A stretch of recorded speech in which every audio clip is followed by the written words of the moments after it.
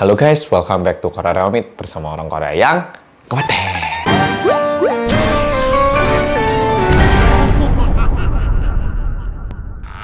Kali ini, seperti yang sudah polo-polo baca di judulnya, ini bakal menjadi sebuah tes ataupun ini bakal menjadi sebuah video yang bisa menguji apakah polo-polo itu punya kemampuan untuk melihat sesuatu yang tidak bisa dilihat oleh orang pada normalnya. Nah, mungkin polo-polo pernah dikasih pertanyaan kayak gini, kayak, wah, sekarang kalau misalnya kamu ketemu dengan seseorang, lalu seseorang itu ngasih bunga kamboja, kira-kira berapa kambojanya? Wah, itu adalah jumlah setan yang nempel di kamu, gitu tuh. Ya, memang pertanyaan-pertanyaan seperti ini menarik dan agak serem gitu, tapi ini bukan pertanyaan yang bisa dipercaya gitu. Kali ini aku membawa tes PSI, bukan partai selalu indah, bukan kayak gitu tuh. Jadi PSI adalah para psikologi. Para psikologi ini adalah kajian ilmiah yang membahas tentang fenomena-fenomena yang tidak biasa, yang sering disebut juga sebagai mistik ataupun anomali oleh masyarakat luas. Jadi tes kali ini adalah tes untuk polo-polo. Jadi polo-polo bisa menguji apakah polo-polo memiliki kemampuan paranormal atau tidak. Oke? Diperhatikan deh. Jadi perlu diingat bahwa orang-orang yang punya kemampuan paranormal itu kan nggak cuma dukun ataupun yang bisa melakukan ritual-ritual gitu ya. Ngerti kan ya, di antara teman-teman kan kadang ada yang bisa ngelihat, ada yang nggak bisa ngelihat gitu kan ya. Ya, jadi kita bisa menguji apakah polo-polo memiliki kemampuan itu atau tidak. Dan tak sarankan lakukan ini bersama-sama dengan teman biar lebih objektif lagi.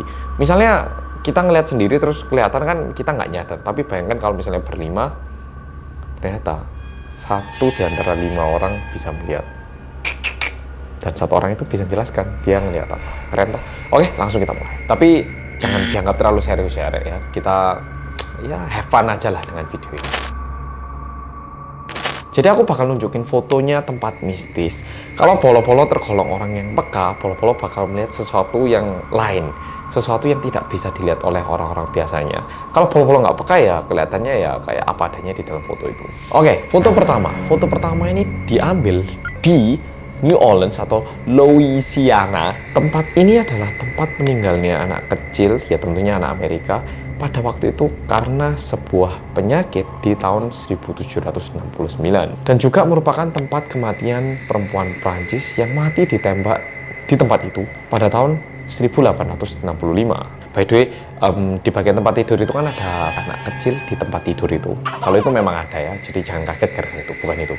Mohon dituliskan di komen, aku ya pengen tahu Rek, gimana untuk polo-polo. Foto yang kedua, yang ini diambil di California, Hollywood. Ini adalah tempat meninggalnya 1 orang wanita bersama 6 anak-anak yang diakibatkan oleh asap kebakaran. Ini kejadiannya di tahun 1901, dan di tahun 1980-an juga ada 2 orang yang pernah mati di sini.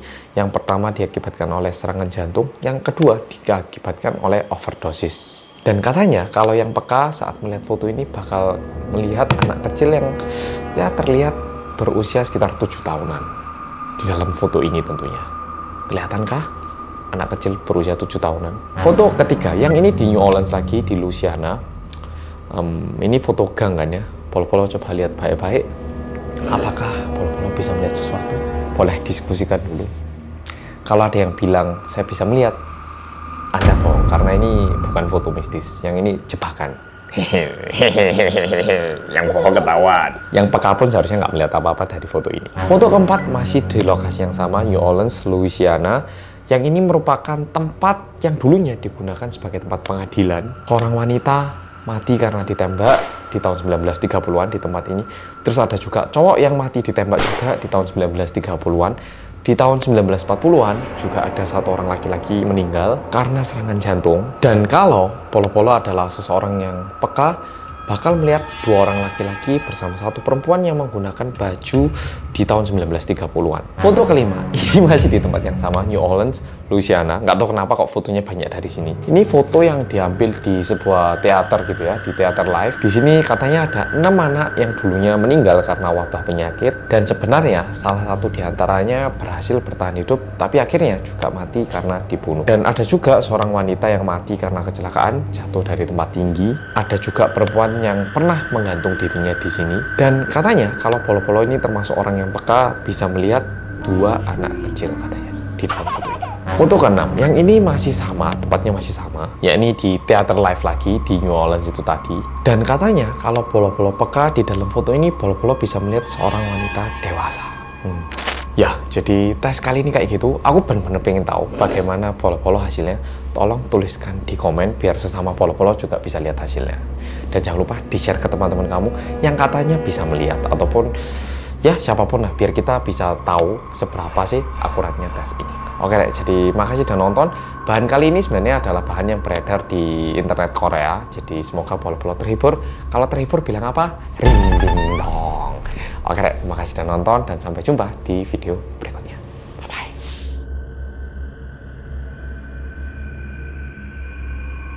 Tiba-tiba liftnya ini berhenti di lantai 5. Oh, saya mau naik. Setelah mama saya naik, Pak Jinsu itu langsung nengok belakangnya, tapi nggak ada orang gitu. Dan setelah itu anak itu bilang, oh sekarang mamaku udah naik, jadi aku mau naik liftnya. Halo guys, welcome back to Korea Nomid bersama orang Korea yang kuat.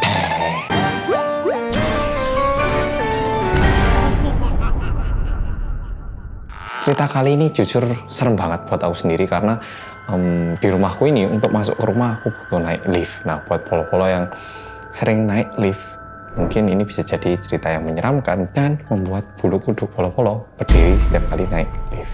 Oke, jadi langsung kita mulai. Cerita yang tak bawakan kali ini adalah cerita pengalaman Bapak Jinsu.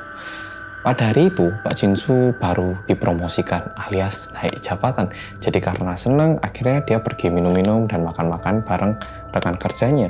Setelah makan-makan, minum-minum, nah hatinya itu udah gembira banget. Dia nggak sabar segera pulang untuk bertemu keluarganya. Jadi dengan hati yang begitu gembira, dia pulang ke rumahnya. Sesampainya di lobi, Pak Jinsu langsung menekan tombol lift untuk naik ke rumahnya. Nah, waktu itu tertulis di liftnya itu bahwa liftnya lagi ada di lantai basement 3, jadi harus naik ke lantai lobby dulu, dan rumahnya Pak Jinsu ini ada di lantai 16. Tidak lama setelah itu, liftnya pun datang, dan Pak Jinsu langsung menaiki lift itu. Seketika naik, Pak Jinsu merasakan kayak liftnya itu dingin banget, tapi Pak Jinsu mikir, oh mungkin karena tadi aku habis minum, atau AC di liftnya hari ini agak dikencengin, jadi ya nggak apa-apa lah kayak gitu. Setelah naik, Pak Jinsu langsung menekan tombol lantai 16. Nah, liftnya ini udah mulai naik.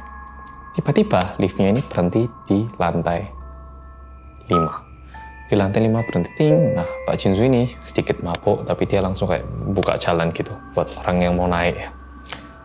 Pintunya buka. Duh, tapi ternyata nggak ada orang di luar. Terus Pak Jinsu mikir, oh biasa lah ya, kadang ada orang udah neken, tapi mungkin kelamaan jadi naik tangga atau gimana gitu. Akhirnya pintunya ditutup. Terus naik lagi, nyampe di lantai 6. Ting, pintu terbuka, tapi sekali lagi tidak ada siapa-siapa. Pak Jinsu ini udah mulai jengkel karena kadang ada anak-anak yang suka neken tombol di setiap lantainya biar liftnya itu pelan gitu loh. Jadi Pak Jinsu sudah mulai mangkal, tapi ya gak apa-apa lah, mungkin anak kecil gitu. Naik lagi, lantai 7, berhenti lagi, ting, pintunya buka. Pak Jinsu akhirnya agak teriak, kalau kamu ada yang main-main, udah jangan main-main ini. Oh ini orang mau pulang kok malah diganggu. Udah bilang kayak gitu, langsung Pak Jinsu neken tombol tutup itu, ting ting ting ting ting ting gitu, pintunya tutup, jebret. Naik, berhenti lagi di lantai 8, ting gitu. Pak Jinsu udah mau teriak, kalau kali ini buka lagi dan nggak ada orang, teriak gitu. Ya udah siap-siap. Waktu dia mau teriak, ternyata ada anak kecil yang terlihat usianya sekitar 6-7 tahunan gitu, dan berdiri di depan lift, diem gitu. Pak Jinsu yang awalnya mau marah-marah pun kayak merasa agak serem gitu loh, kok anak ini diem banget, tenang, padahal ya udah malam gitu. Pak Jinsu akhirnya tanya, kamu mau naik lift nggak? Digituin. Tapi anak itu tidak menjawab apa-apa. Akhirnya Pak Jinsu kayak, kamu nggak mau naik ya? Yaudah tak tutup pintunya. Pintunya ditutup, ting gitu. Pas mau nutup gini, tiba-tiba buka lagi. Jadi anaknya neken tombol lagi. Pak Jinsu marah. Kamu ya yang dari tadi neken-neken apa tombol dari lantai 5, 6, 7 itu kamu semua ya? Oh ini nggak boleh kamu gini nih, mengganggu fasilitas umum nih. Ini ada CCTV loh, rekam semua. Kamu kalau kayak gini nanti bisa kena hukuman kamu. Wes, kamu naik nggak? Nah bilang gitu Pak Jinsunya. Anaknya tiba-tiba bilang kayak gini. Oh saya mau naik setelah mama saya naik. wah kok mulai ngeri ya cerita ini. Aduh, karena rumahku ada liftnya. Pak Jinsu itu langsung nengok belakangnya, tapi nggak ada orang gitu loh. Dan Pak Jinsu ini mulai ngerasakan kayak ada yang nggak bener gitu. Akhirnya Pak Jinsu ini agak merasa takut dan langsung menutup pintu lift itu biar segera naik ke rumahnya di lantai 16. Langsung kayak berharap, aduh cepetan naik wis, deg-degan aku wis, nggak nyaman banget.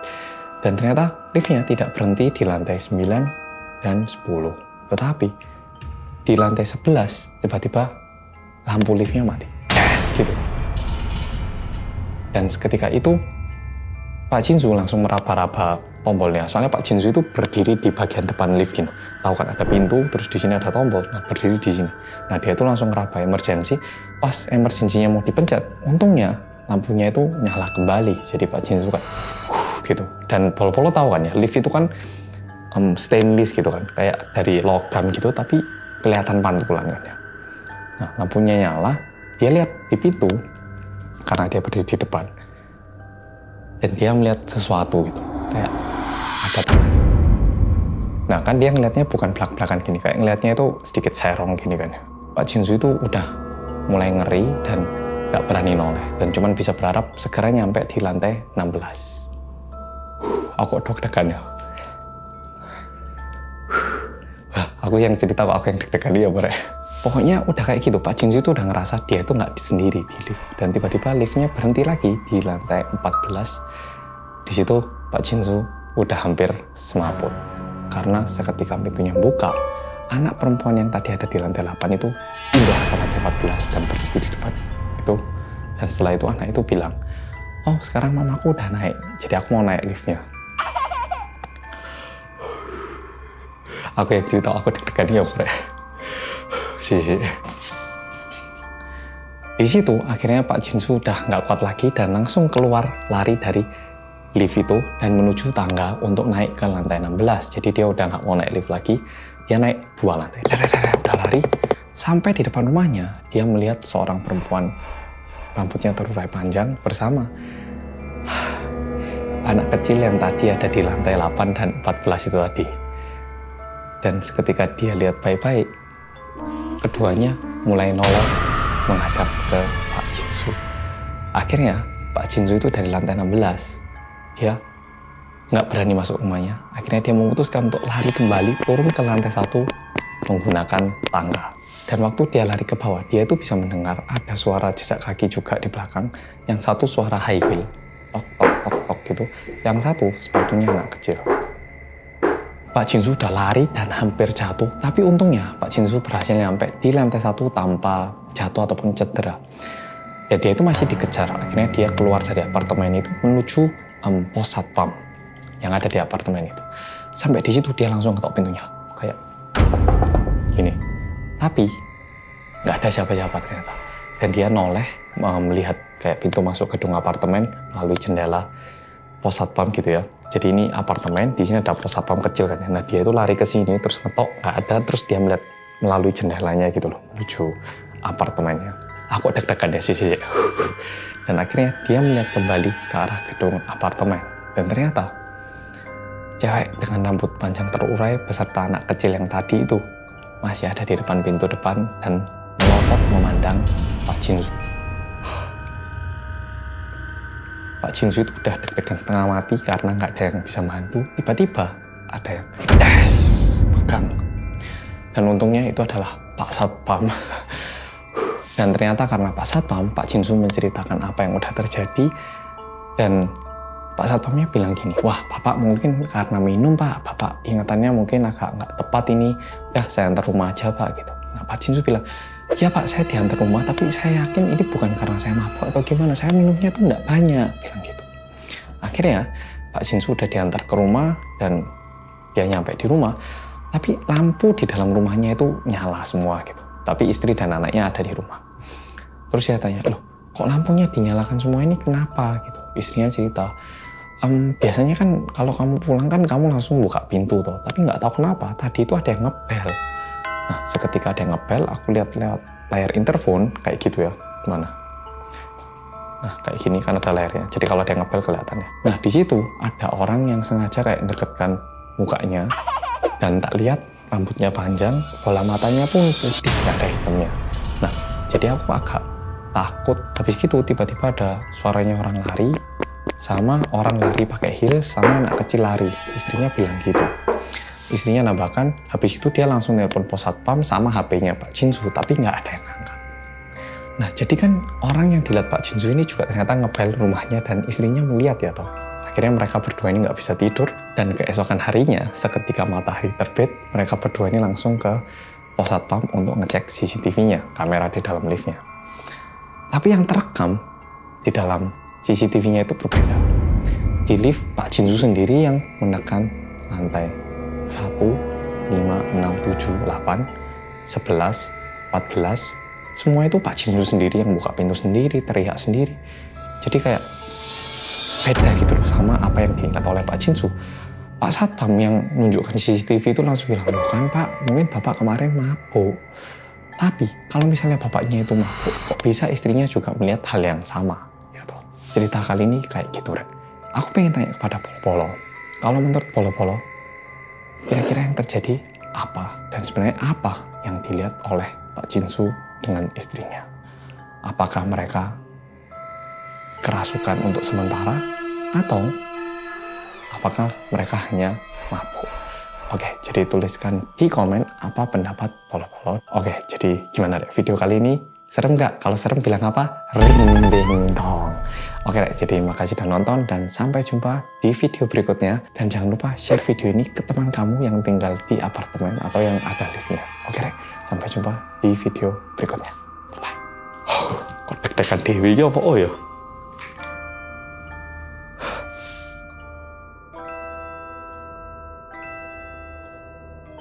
Sangu itu kebetulan melihat sebuah rumah angker yang ada di tepi pantai Jangsa ini. Orang-orang yang meninggal di situ katanya arwahnya itu masih agak nggak tenang, jadi gentayangan di rumah itu. Nah, mereka berdua ini kebetulan noleh barengan ke arah rumah itu dan melihat. Halo guys, welcome back to Korea Hamid bersama orang Korea yang gede.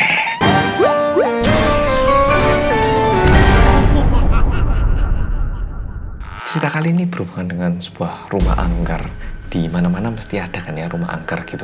Cerita ini adalah cerita yang dialami oleh laki-laki bernama Sangu di tahun 2005 saat dia berusia 20 tahun. Ceritanya berawal mula waktu Sangu sama teman-temannya itu pergi main ke Kabupaten Yeongdeok di Provinsi Gyeongsang Utara. Dan kebetulan salah satu temannya yang bernama Jaemin itu berasal dari Yeongdeok. Jadi teman-temannya ini nginep di rumahnya Jaemin. Di Yeongdeok ini ada satu tempat yang terkenal banget dan biasanya orang-orang bakal mengunjungi tempat itu untuk bermain, yaitu satu pantai yang bernama Pantai Jangsa. Dan waktu Sangu, Jaemin dan teman-temannya ini bermain bersama di pantai itu, Sangu itu kebetulan melihat sebuah rumah angker yang ada di tepi pantai Jangsa ini. Rumahnya itu kelihatan lumayan besar, tapi udah jelas gitu loh, kayak rumahnya ini nggak dirawat, usang, ya tipikalnya rumah angker. Sangu ini langsung tanya ke Jaemin yang asalnya dari Yeongdeok, Jaemin, itu loh rumah yang itu tuh apa sih itu? Jaemin menjawab, oh rumah angker itu tuh, itu terkenal banget tuh daerah sini rumah angker itu.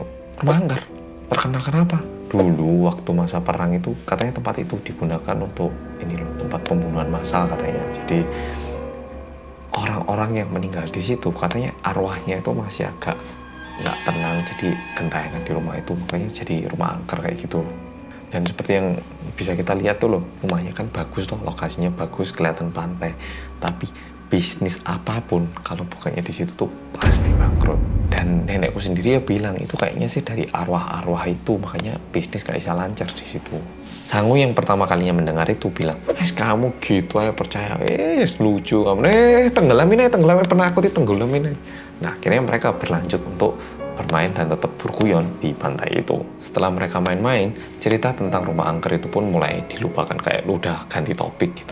Nah mereka udah ganti topik, setelah renang mereka makan-makan dan minum-minum juga, dan mereka minum bir gitu.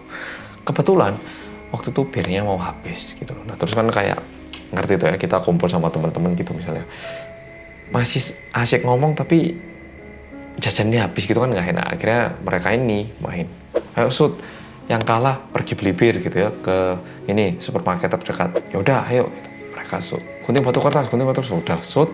Ternyata Yang kalah adalah Jaemin dan Sang-woo. Jadi mereka berdua harus jalan untuk pergi membeli bir lagi. Jadi anggapannya kayak gini ya. Ini misal pantai. Nah, pantainya kan panjang gini. Mereka kumpul di sini, rumah angkernya di sini, supermarketnya di sini. Jadi untuk ke supermarket mereka tuh harus jalan gini.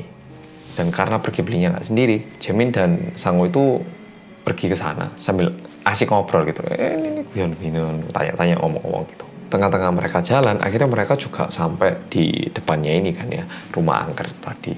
Pertamanya mereka kayak tadi siang kan kayak, rumah gitu aja takut. Tapi karena udah malam, udah gelap gitu kan, ngerti ya, nggak enak gitu loh untuk lewat depannya. Nah akhirnya mereka tuh bilang, ayo kita jalan di seberangnya aja, jangan pas di depan rumah ini, kita nyebrang jalan di sini aja gitu. Ya nih agak gak nyaman ya, ayo sis, nyebrang dan jalan. Tapi mereka tetap harus melewati depan rumah itu. Dan karena udah gelap, terus suasananya agak gimana, mereka itu bilang, sebaiknya jangan oleh rumah itu deh, kayak gimana gitu. Pokoknya jangan oleh, aku ngerasa nggak enak gitu. Mereka tuh saling mengiyakan, ya aku juga ngerasa gitu, jangan-jangan gitu.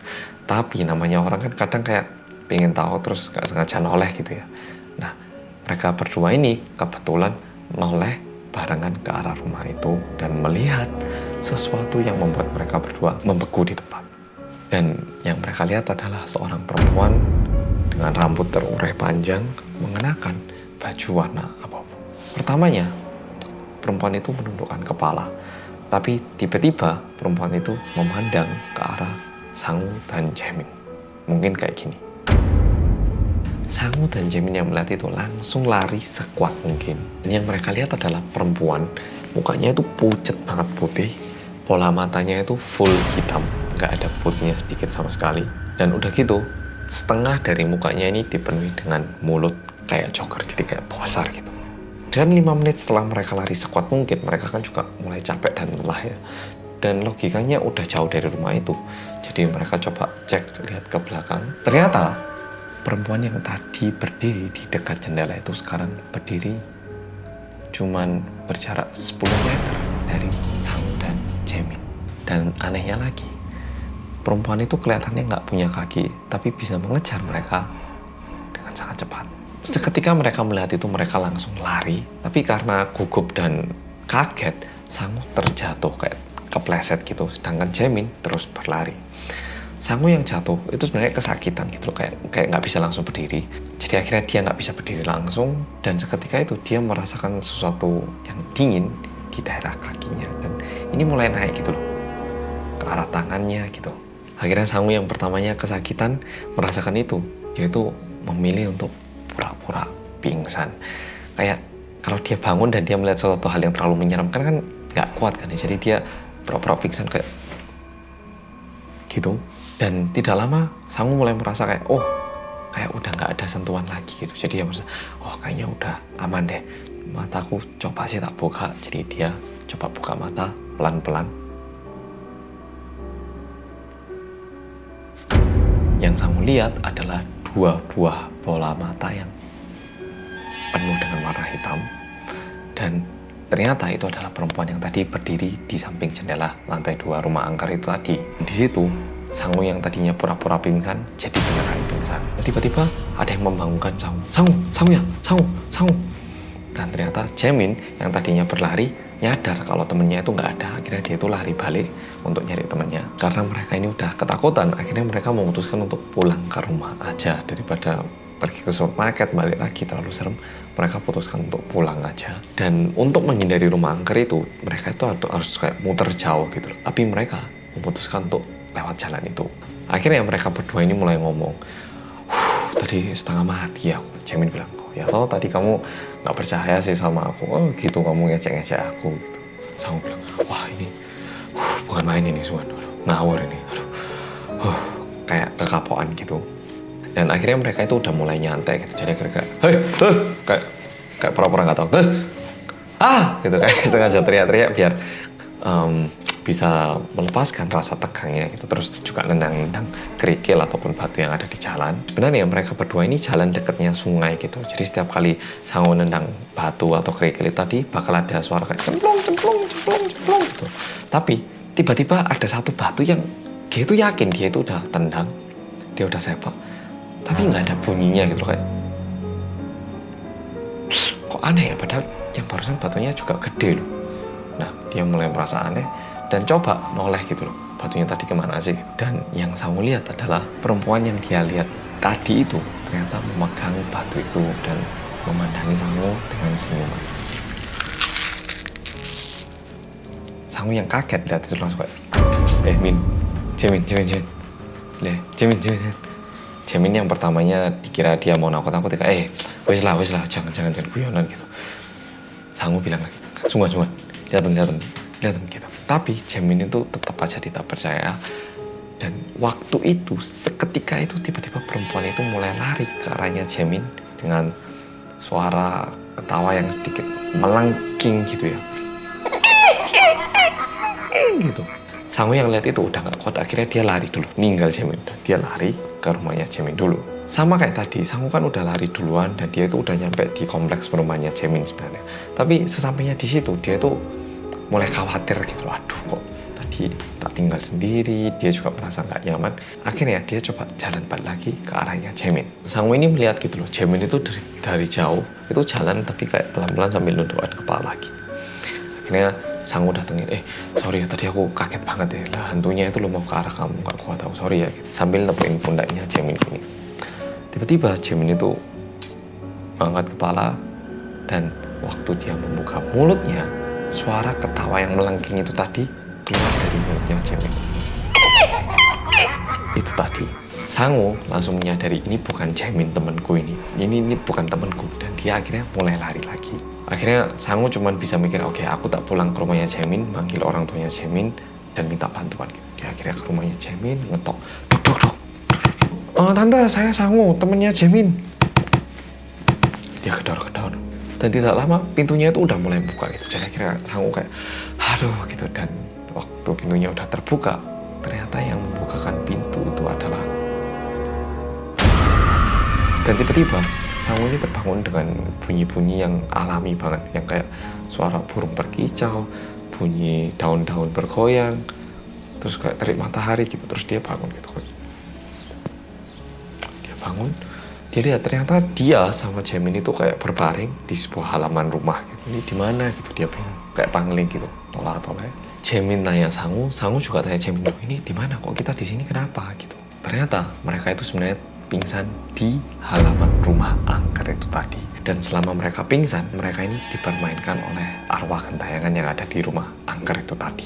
Oke, jadi seperti yang udah kita dengar, ojo main-main sama rumah angker. Kita nggak tahu apa itu isinya. Jangan sok berani, jangan sok nantang.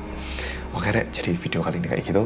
Makasih udah nonton dan sampai jumpa di video berikutnya. Bye-bye.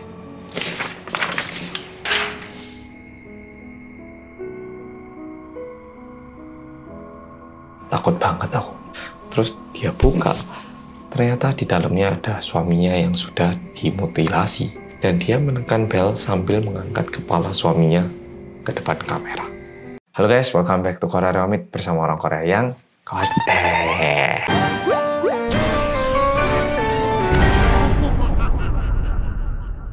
Kali ini sedikit beda, bukan masalah roh, arwah, sedikit mirip sama detektif Remit, tapi bukan cerita kayak gimana pembunuhannya, tapi lebih ke arah cerita ngerinya. Oke, langsung kita mulai.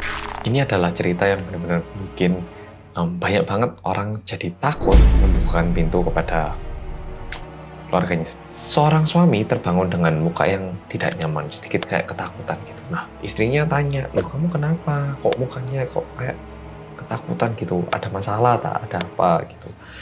Suaminya bilang, enggak, aku habis mimpi buruk, tapi serem banget mimpinya, takut banget aku. Bilang kayak gitu. Istrinya langsung kayak, ada sini aku peluk, biar tenang ya. Saya nggak apa-apa, yuk. Ya nggak apa-apa. Dan itu cuma mimpi. Kayak ditenangkan gitu. Tapi sayangnya suaminya itu tetap terlihat takut gitu loh. Kayak mimpinya itu benar-benar sangat menyeramkan. Dan pagi itu waktu suaminya mau berangkat kerja, tiba-tiba bilang gini ke istrinya, yang kamu hari ini pokoknya jangan keluar rumah ya.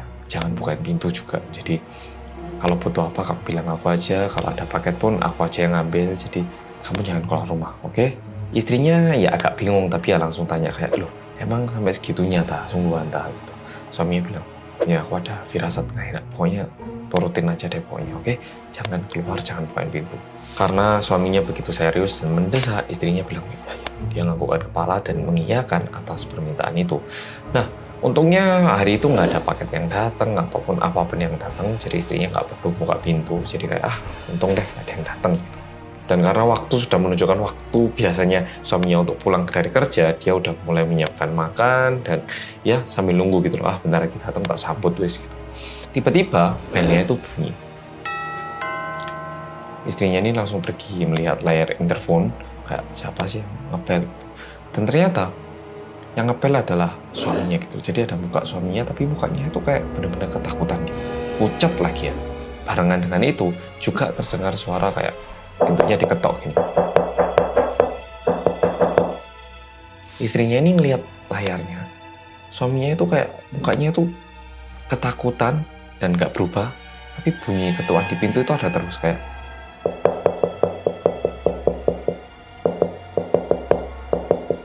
Dan istrinya di situ juga mulai ngerasa kok kayaknya agak aneh hari ini. Aduh, nggak aku bukain pintunya. Dia kayak merasa ada yang aneh, jadi memutuskan untuk tidak membukakan pintunya meskipun mukanya itu adalah muka suaminya, karena mukanya itu beda, pucat gitu. Malam itu istrinya nggak tidur sama sekali, begadang, dan besok pagi waktu matahari udah terbit baru pintunya dibuka. Dan di depan pintunya itu nggak ada siapa-siapa, cuman ada satu karung, kayak karung besar, kayak karung beras yang besar gitu. Terus dia buka, ternyata di dalamnya ada suaminya yang sudah dimutilasi. Istrinya langsung lapor polisi dan menangis begitu keras karena dia itu merasa kayak kalau misalnya kemarin malam mungkin aku bukain pintunya, suamiku nggak bakal meninggal. Mungkin dia kemarin ketakutan karena dikejar sama maling.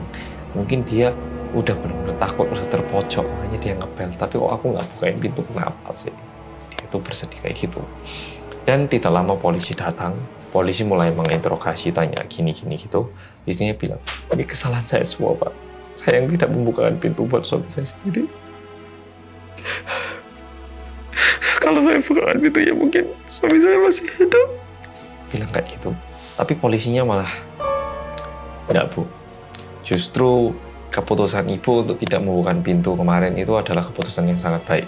Ibu coba lihat kertas yang ada di dalam karung beras ini Bu. Silakan dilihat.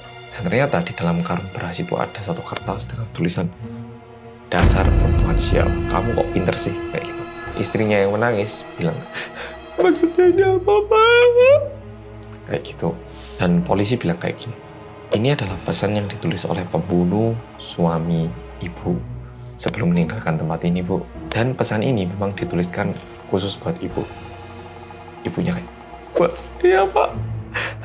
Polisinya menjawab, ya Bu, boleh dicek CCTV-nya kalau Ibu mau cek lebih lanjut. Dan seketika istrinya ini melihat rekaman CCTV, istrinya ini tidak bisa bilang apa-apa. Karena yang dia lihat adalah pembunuh ini membawa karung beras yang isinya adalah tubuh suami yang sudah dibunuh dan dimutilasi. Dan dia menekan bel sambil mengangkat kepala suaminya ke depan kamera. Makanya mukanya terlihat begitu pucat dan ketakutan. Jadi mukanya itu ketakutan karena waktu dibunuh dia ketakutan, dan pucat karena sudah meninggal. Kalau misalnya istrinya tidak mendengarkan apa yang dikatakan suami itu, mungkin istrinya juga sudah menjadi korban. Tapi ya, berkat suaminya, istrinya masih selamat. Langsung lanjut cerita kedua. Ini adalah cerita yang dialami oleh anak kecil bernama Yejin, masih seorang siswa SMA. Dan seperti yang Polo tahu, di Korea ini ya, bimbingan belajarnya atau tampilnya, taman belajarnya itu sampai malam banget. Jadi Yejin pulang ke rumahnya cukup telat. Nah, sesampainya di apartemen, ya dia naik lift gitu, tiba-tiba ada orang dari jauh lari gitu, kayak mau naik liftnya gitu. Ngerti kan ya, kita kadang naik lift, lihat ada orang datang itu, kita punya dua pilihan. Mau kayak, ayo cepetan sambil neken tombol tutup pintu, atau beneran neken tombol buka pintu sambil menunggu. Ya aku kadang-kadang, ya cepetan ya sambil neken pintu tutup pintu. Oh, langsung lewat. Jangan kayak, nggak guyon, jangan dipercaya. Dan waktu Yejin melihat orangnya itu kayak, bentar, saya mau naik liftnya gitu. Jadi dia itu ngerti kalau orangnya itu juga mau naik lift gitu. Jadi pintunya dibukakan. Nah, dan berkat Yejin, bapaknya ini berhasil naik lift. Seketika naik lift, bapaknya bilang, aduh makasih ya dek, aduh berkat adiknya ini yang baik, om berhasil naik lift. Udah, ini om mau bantu nih, Yejin tinggal di lantai berapa biar om bantu gitu. Oh, saya tinggal di lantai 11 Om. Oh, lantai 11? Om ini tinggalnya di lantai 10 loh, pas di bawah lantai kamu. Aduh, sekarang ini kamu pasti belajarnya ini capek ya kan. Sekarang ini kompetisinya semakin ketat gitu, itu hebat kamu belajarnya tetap rajin, pulang jam segini. Ya Jin cuma, oh iya ya Om, iya gitu. Kayak ya bicara biasa gitu ya. Dan akhirnya sampai juga di lantai 10 dan Omnya ini turun dari lift. Turun dan tiba-tiba Omnya ini membalikkan badannya menghadap ke arah lift lagi dan memberikan senyuman yang agak aneh gitu.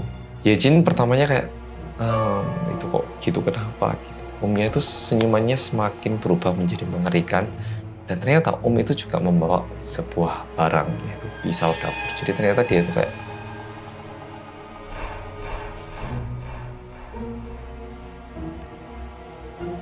kayak gitu sih, agak gelap ya ternyata, lebih terang ya. Oke, mantap. Karena cuacanya mulai gelap nih, jendela di rumahku besar, maaf. Dan seketika pintunya udah mau nutup, bapaknya ini ternyata mulai tertawa terbahak-bahak dan menuju tangga untuk pergi ke lantai 11. Dan keesokan harinya, Yejin sudah tidak ada lagi. Jadi mungkin ada yang masih belum paham sama cerita ini. Yang terjadi adalah kayak gini. Kan bapaknya turun di lantai 10, sedangkan liftnya ini bakal berhenti di lantai 10 dan 11.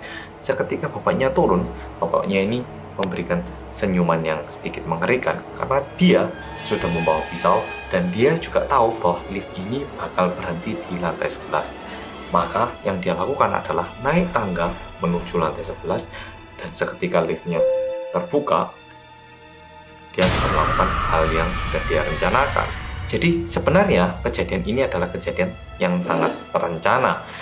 Pertama-tama, bapaknya menunggu di luar apartemen dan seketika melihat target, dia berpura-pura seperti dia juga ingin naik lift tersebut. Nah, anaknya sudah membukakan lift. Setelah naik di situ, dengan alasan terima kasih ya dek, sudah mau membukakan pintu, sudah mau menahan liftnya buat Om. Om tekankan deh lantai kamu tinggal di lantai berapa? Nah, kalau Omnya neken lantai 10 dulu dan ternyata anaknya tinggal di lantai 15 kan nggak mungkin dia lari 5 lantai. Tapi karena Omnya tanya kayak gitu dan anaknya memberitahu bahwa dia tinggal di lantai 11, dia bisa bilang seolah-olah dia itu tinggal di lantai 10 dan sangat memungkinkan untuk naik sebelum liftnya nyampe di situ dan langsung bisa melakukan aksi yang dia udah rencanakan. Oke, jadi video kali ini kayak gitu. Gimana? Apakah Polo-Polo terhibur? Kalau terhibur bilang apa? Ring ding dong. Oke, Polo-Polo, jadi makasih sudah nonton. Sampai jumpa besok untuk ring ding dong berikutnya. Bye.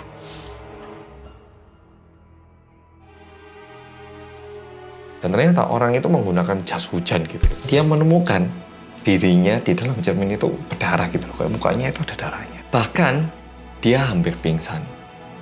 Kira-kira alasannya apa, Polo-Polo? Halo guys, welcome back to Korea Reomit bersama orang Korea yang kode.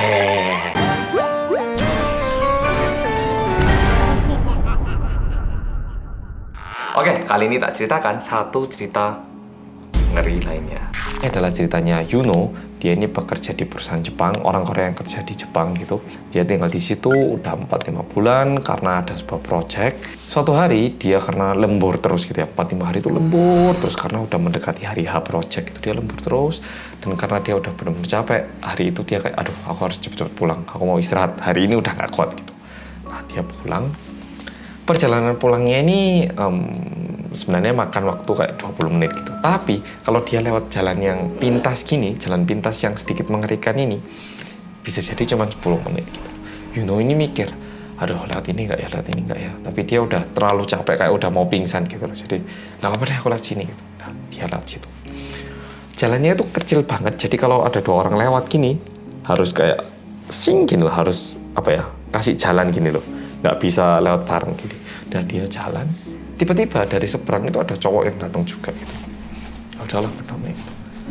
Ternyata dekat, orangnya besar, jadi kan ya harus saling menghindar gini ya.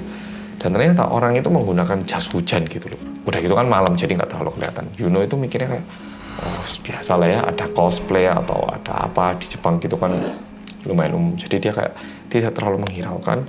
Dan Yuno itu menjadi orang yang kayak menghadap ke dinding, terus orangnya yang lewat gitu. Pas lewat tuh tangannya nggak sengaja nyenggol jas hujannya sedikit. Tapi ya baik gitu toh. Sesampainya di rumah, Yuno itu keringetan karena lagi musim panas ya, bulan Juli.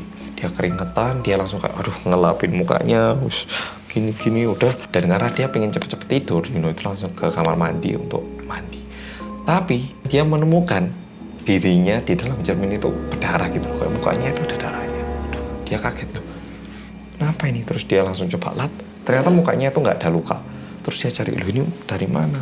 Dia cari-cari, ternyata tangannya. Jadi karena berkeringat tadi kan dia ngelap mukanya, ngelap ini gitu. Nah darahnya yang ada di tangan ini juga kena di muka. Nah terus dia coba cek darahnya yang di tangan ini dari mana gitu. Dia cari-cari, tangannya itu nggak ada luka. Terus dia mulai mikir, ini darahnya dari mana nempelnya?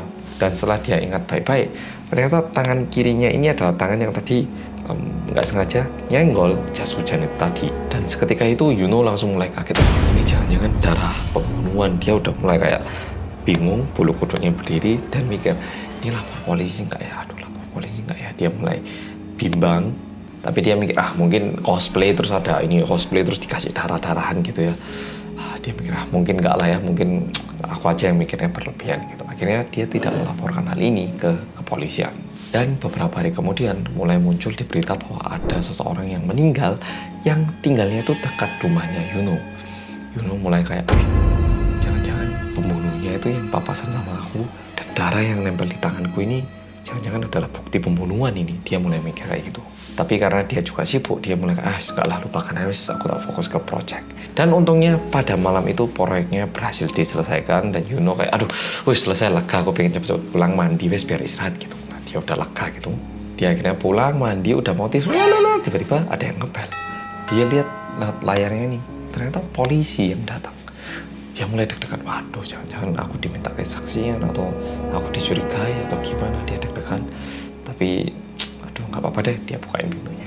Polisnya mulai tanya, berhubungan dengan kejadian beberapa hari yang lalu, mungkin kalau Bapak udah melihat berita di Jepang sini, sempat ada kasus Pak, kami ingin mencari sebuah kesaksian kalau Bapak sempat lihat atau berpapasan gitu. Yuno itu mikir dalam hati, aduh ini bilang kayak ini kesempatan atau bukan ya. Aduh, dia ada mikir dalam dan dia bilang kayak gini, foreigner, no Japanese, I cannot speak Japanese, Korean.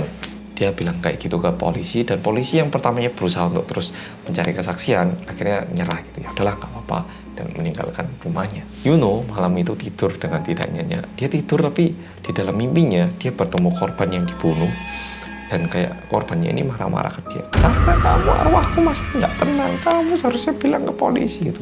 Nah Yuno ini akhirnya bangun dengan rasa yang tidak enak, tapi ya dia berusaha untuk tidak menghiraukan itu dan pergi ke kantor. Sesampainya di kantor, tiba-tiba rekan kerjanya bilang, kamu kemarin udah lihat ini nggak, berita nggak, itu pembunuhan yang kemarin tuh udah ketangkep loh, pelakunya udah ketangkep gitu.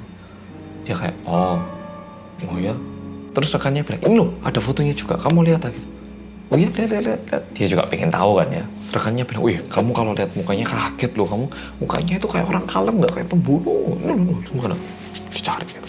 Tiba-tiba ditunjukkan, dan seketika itu Yuno itu kaget banget. Bahkan dia hampir pingsan. Kira-kira alasannya apa, Polo?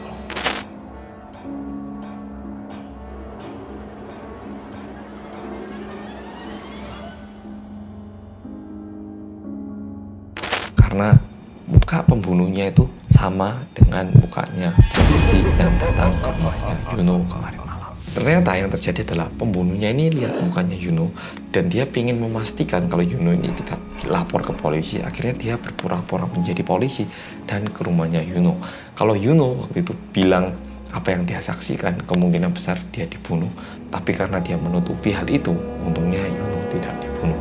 Ya, jadi seperti yang Polo tahu, hantu menyeramkan, tapi manusia nggak kalah nyeram. Oke, gimana follow-follow untuk cerita kali ini? Asik nggak? Kalau asik bilang apa? Rinding dong. Oke, follow-follow, semoga follow-follow terhibur, dan jangan lupa untuk ketemu aku lagi besok di jam yang sama, di channel yang sama. Oke, sampai jumpa ya. Dadah.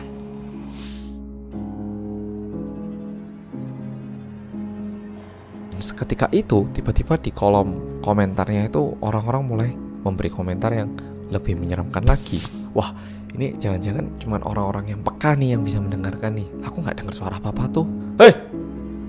Oh kan, nggak ada orang toh? Halo?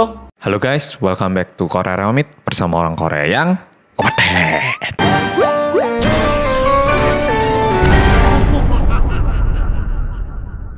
Oke, polo-polo. Cerita yang kali ini jujur agak menyeramkan, makanya aku ngerekam di siang hari. Soalnya ceritanya sedikit mirip sama suatu kejadian yang sempat tak alami 2-3 hari yang lalu. Udah gitu, ini juga kasus yang dialami oleh YouTuber. Jadi aku kayak, kalau malam hari aku nggak yakin aku bisa menyampaikan cerita ini dengan baik. Jadi aku kali ini ngerekamnya di siang hari. Mohon dipahami ya. Seperti yang udah aku sampaikan tadi, kali ini aku mau menceritakan tentang cerita yang terjadi pada salah satu YouTuber Korea.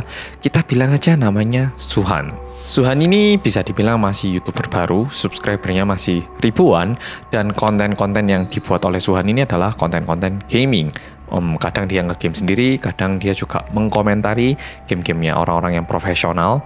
Tapi mungkin karena kontennya ini masih kurang, jadi subscribernya tidak terlalu berkembang. Mirip kayak aku habis pindah rumah ya Rek ya. Jadi Suhan ini juga lagi mau pindah rumah.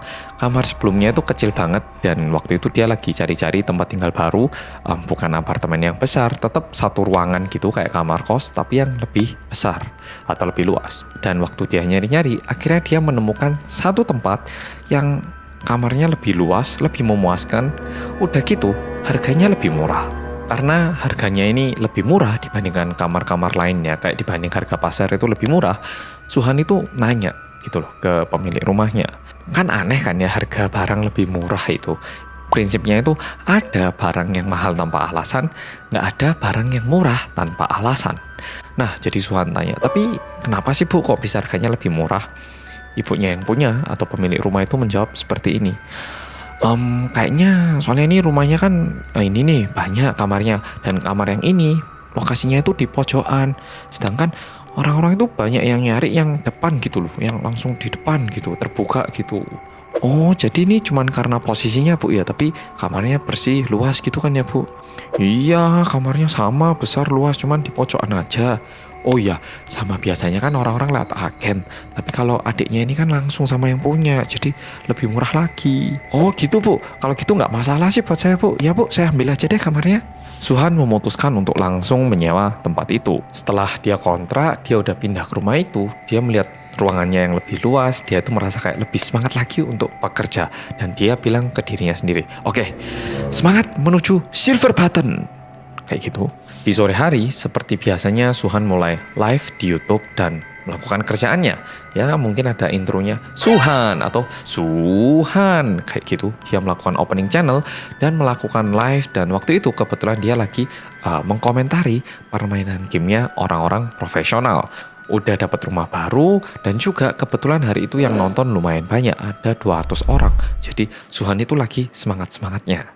Dan meskipun subscribernya Suhan itu tidak begitu banyak, ada subscriber yang menyadari kalau Suhan itu pindah rumah, langsung di komen, wah Kak Suhan pindah rumah ya? Iya makasih udah di notice nih, ya habis pindah rumah hari ini. Wah pasti udah banyak nih penghasilannya dari YouTube bisa pindah rumah. Enggak, saya orang subscribernya masih dikit, harus bekerja lebih keras lagi biar bisa pindah ke tempat yang lebih bagus lagi deh. Ini enggak kok, enggak lebih mahal kok. Apalagi saya masih penghasilannya kecil. Bilang kayak gitu. Suhan langsung mulai mengkomentari game itu.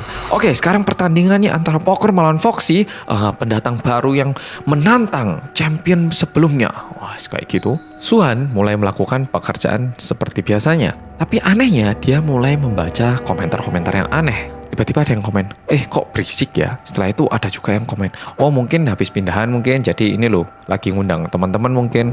Lalu ada yang komen lagi, loh kalau gitu temennya suruh diem bentar dong, ini kok berisik banget toh. Suhan yang pertamanya ngira itu bercandaan, lama-lama jadi bingung karena ada beberapa orang, bukan cuma satu orang, yang bilang kalau ada suara cowok, cewek yang terus berbicara gitu loh, dan terdengar cukup berisik, hingga suaranya itu ketutup. Tetapi karena komentarnya itu terus berlanjut, Suhan akhirnya bilang, Rek, jangan guyonan dong, ini loh aku tunjukin di rumahku nggak ada siapa-siapa. Dan dia putar kameranya, dan seketika itu tiba-tiba di kolom komentarnya itu orang-orang mulai memberi komentar yang lebih menyeramkan lagi.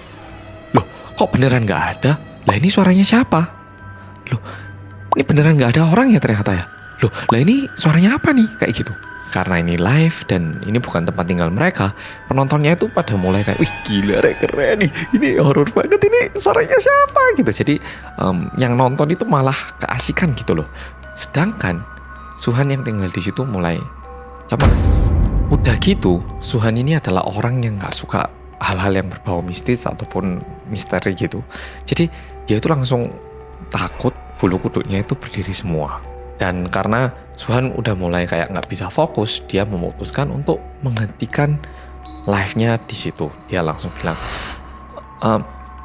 maaf ya, ini kayaknya aku hentiin dulu deh hari ini, besok kita lanjut lagi ya. Maaf ya. Lalu dia tutup. Setelah live-nya dimatikan, seketika itu dia langsung memprivate videonya biar tidak bisa ditonton orang lain. Dan dia bisa mendengarkan suara jantungnya sendiri berdetak begitu kencang. Dan untuk meredakan rasa takutnya ini, dia itu kayak pura-pura nggak takut, kayak teriak-teriak sendiri kayak gini. Hei, oh kan nggak ada orang toh? Halo, kayak gitu. Dan udah gitu karena dia masih takut, dia nyetel TV, volumenya dikerasin. Ini ceritanya di malam hari loh ya, di malam hari. 1-2 jam setelah itu, Suhan udah mulai lebih tenang gitu ya, hatinya udah lebih rileks. Dia mencoba untuk memberanikan diri untuk menonton videonya yang tadi udah di private itu. Tapi saat page-nya itu udah siap dibuka, dia jadi ragu lagi. Aduh, ini ditonton nggak ya, kayak gitu.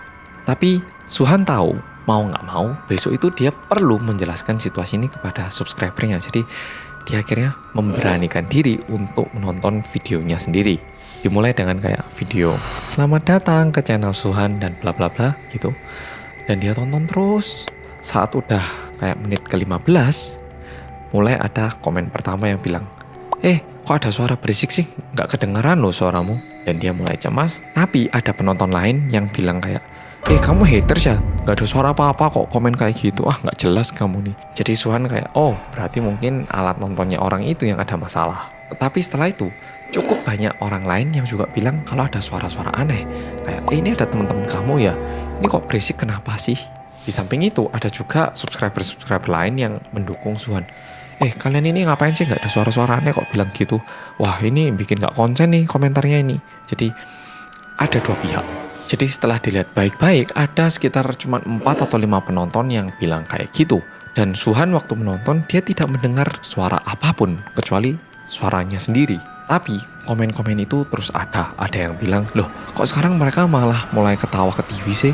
Kok suaranya serem banget sih, jangan-jangan di kamarnya Suhan ada makhluk halus ini? Ada yang bilang kayak gitu. Melihat komen-komen seperti itu, karena ada beberapa orang yang memberi komentar yang sama, mulai ada orang yang bilang, wah ini jangan-jangan cuma orang-orang yang peka nih yang bisa mendengarkan nih. Aku nggak dengar suara apa-apa tuh. Ada juga yang bilang, loh suara apa sih, aku nggak dengar apa-apa loh. Dan tetap juga ada yang bilang, jangan merusak lah, aku nggak bisa konsen nih nonton videonya Suhan nih. Dan malah lama-lama itu ada kayak perselisihan. Kalau mau bikin rusuh jangan di sini, kamu rusuh di rumahmu sendiri sana loh. Ngapain sih di sini, orang enak-enak nonton kok ganggu. Caper nih. Jadi ada perselisihan setelah itu. Dan tiba-tiba karena Suhan mengakhiri video, orang-orang mulai bilang kayak, loh kok Suhan mengakhiri video? Wah kayaknya Suhan ketakutan nih. Dan videonya berakhir. Jadi waktu dia live tadi, dia cuma bisa melihat komen-komen yang bilang kalau ada suara aneh. Tapi setelah dia tonton balik, ternyata ada juga penonton-penonton yang tidak mendengarkan suara itu. Jadi dia kayak lebih, tak kira, nggak lah ya, mungkin ada yang error gitu. Suhan itu mulai berpikir kayak, mungkin cuman beberapa orang lah yang dengar suara aneh gitu. Jadi nggak perlu direwes deh gitu. Dan dia itu malah jadi malu. Aduh, kemarin tuh yang bilang gitu cuman 4-5 orang, kok aku berhenti live itu kenapa? Aduh, malu-maluin rek. Jadi dia merasa malu akan dirinya sendiri dan memutuskan untuk rebahan bentar, capek gitu. Dan dia bilang ke dirinya sendiri, aduh ya udahlah besok live aku tak minta maaf ke subscriberku. Jadi nggak enak nih kayak gitu. Tiba-tiba HP-nya berdering. Ring ding dong, ring ding dong, ring ding ding ding ding ding. Kayak gitu. Mungkin maksudnya. Dan ternyata temannya Suhan yang bernama Yundok itu menelepon Suhan. Dia langsung angkat telepon bilang, yo brother, kayak gitu. Dan habis gitu temennya juga, yo brother, gimana nih katanya pindah rumah ya? Wah udah mau jadi seleb ini rek, sukses temenku rek, sudah pindah rumah ya gitu. Dia jawab, enggak lah ini rumahnya lebih murah kok. Enggak, cuman ya kebetulan dapat yang lebih luas gitu. Temennya tanya lagi, perlu dibantu nggak habis pindahan? Nggak usah, nggak apa-apa kok, nggak apa-apa. Udah selesai tadi malah. Setelah ngomong-ngomong bentar, tiba-tiba temannya yang Yundok ini bilang, itu loh, teman-temanmu coba suruh diam bentar sih, ini rame banget loh di telepon. Ini udah malam loh, teman-temanmu ketawa gitu nggak kena komplain ta? Rame banget tuh ketawanya. Suhan itu langsung kayak merinding.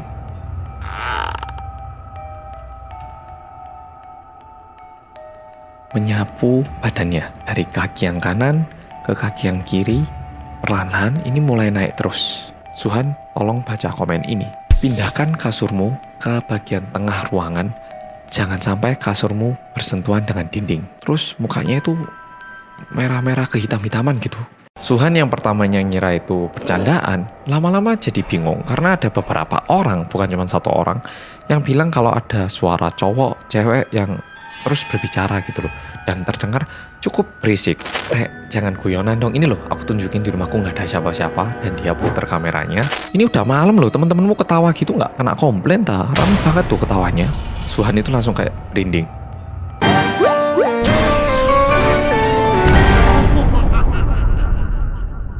Temennya nyaut lagi, halo, kok gak dijawab toh? Suhan menjawab, hah, suara apa sih maksudmu? Loh, lah ya kamu toh, ada teman-temanmu itu loh, ada suara berisik. Kok aku yang malah ditanya, ya kamu toh yang tahu itu ada suara teman-temanmu gini kok. Lalu Suhan tanya balik, memang kamu dengar suara lain selain suara aku? Temennya jawab, iya ada kayak suara cewek gitu. Temenmu bukan sih, kayak ada beberapa anak gitu sih. Tapi untungnya Suhan itu mikir, ini pasti temanku tadi nonton liveku ini, mau ngerjain aku ini. Iso, udah gitu dia kan temen deket gitu, jadi dia kayak aduh ini aku mau dikerjain nih sama Yundok nih, pinter juga nih habis nonton liveku.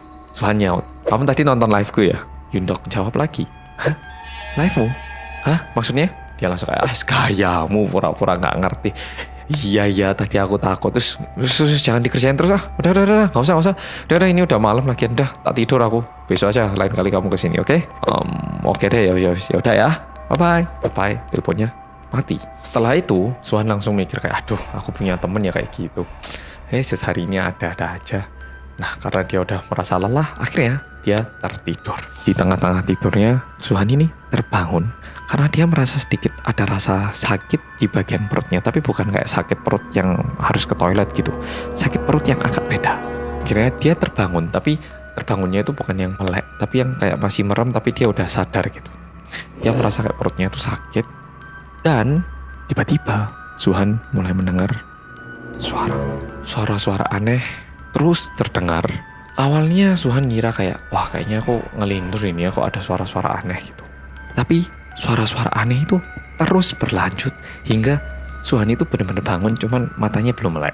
Dan akhirnya karena Suhan pengen tahu yang dia dengerinnya apa, dia coba kayak dengarkan dengan baik-baik, ini suara apa sih? Ternyata itu adalah suara ngomong, tapi suaranya itu bukan suara ngomong biasa, suara ngomong yang lebih cepat dari biasanya, kayak 4-5 kali lipat lebih cepat. Karena ngomongnya terlalu cepat, kayak 4 atau 5 kali lipat dari kecepatan ngomong biasanya, meskipun dia bisa dengar, dia itu nggak bisa nangkep gitu loh pembicaraannya apa. Ada suara cewek yang melengking, ada suara bapak-bapak, ada suara anak kecil, suara laki-laki, pokoknya macam-macam, dan semua itu terdengar begitu cepat. Di situ Suhan mulai merasakan rasa takut karena seharusnya di kamar itu yang tinggal dia sendiri, tapi nggak tahu kenapa kok bisa ada suara-suara seperti itu. Dan dia ngerti ini bukan suara yang keluar dari manusia gitu loh. Dan akhirnya karena Suhan itu benar-benar pengen tahu apa yang terjadi, dia coba membuka matanya. Dan seketika dia buka matanya, dia langsung membeku. Bulu kuduknya berdiri semua, keringat dingin langsung mulai netes, tangannya mulai nggak bisa bergerak, karena yang muncul di depan mata Suhan adalah seorang wanita yang berambut panjang dengan tubuh yang sangat kurus, dan dia sedang melompat-lompat di atas perutnya Suhan sambil melihat langit-langit rumahnya Suhan. Wajahnya terlihat merah kehitam-hitaman, lidahnya keluar dari mulut cukup panjang, kayak gitu. Dan wanita itu lompat-lompat di atas perutnya Suhan kayak lagi bahagia banget gitu. Dan semua suara yang dia dengar itu keluar dari mulutnya makhluk itu. Melihat itu, Suhan udah nggak bisa apa-apa. Akhirnya dia menutupkan mata dan dia bilang ke dirinya sendiri, ini pasti mimpi, ini mimpi, ini mimpi, ini nggak mungkin nyata. Oke, nah aku harus bangun dari mimpi ini. Oke, ini mimpi. Dia pejamkan matanya sekuat mungkin, erat-erat gitu. Ini mimpi, ini mimpi, ini mimpi. Terus badannya udah keringetan. Dan sekitar beberapa saat setelah itu, rasa sakit di perutnya itu mulai hilang. Suara yang tadinya terdengar pun udah mulai nggak terdengar. Tapi ada suatu hal yang aneh yang mulai dia rasakan di bagian kakinya.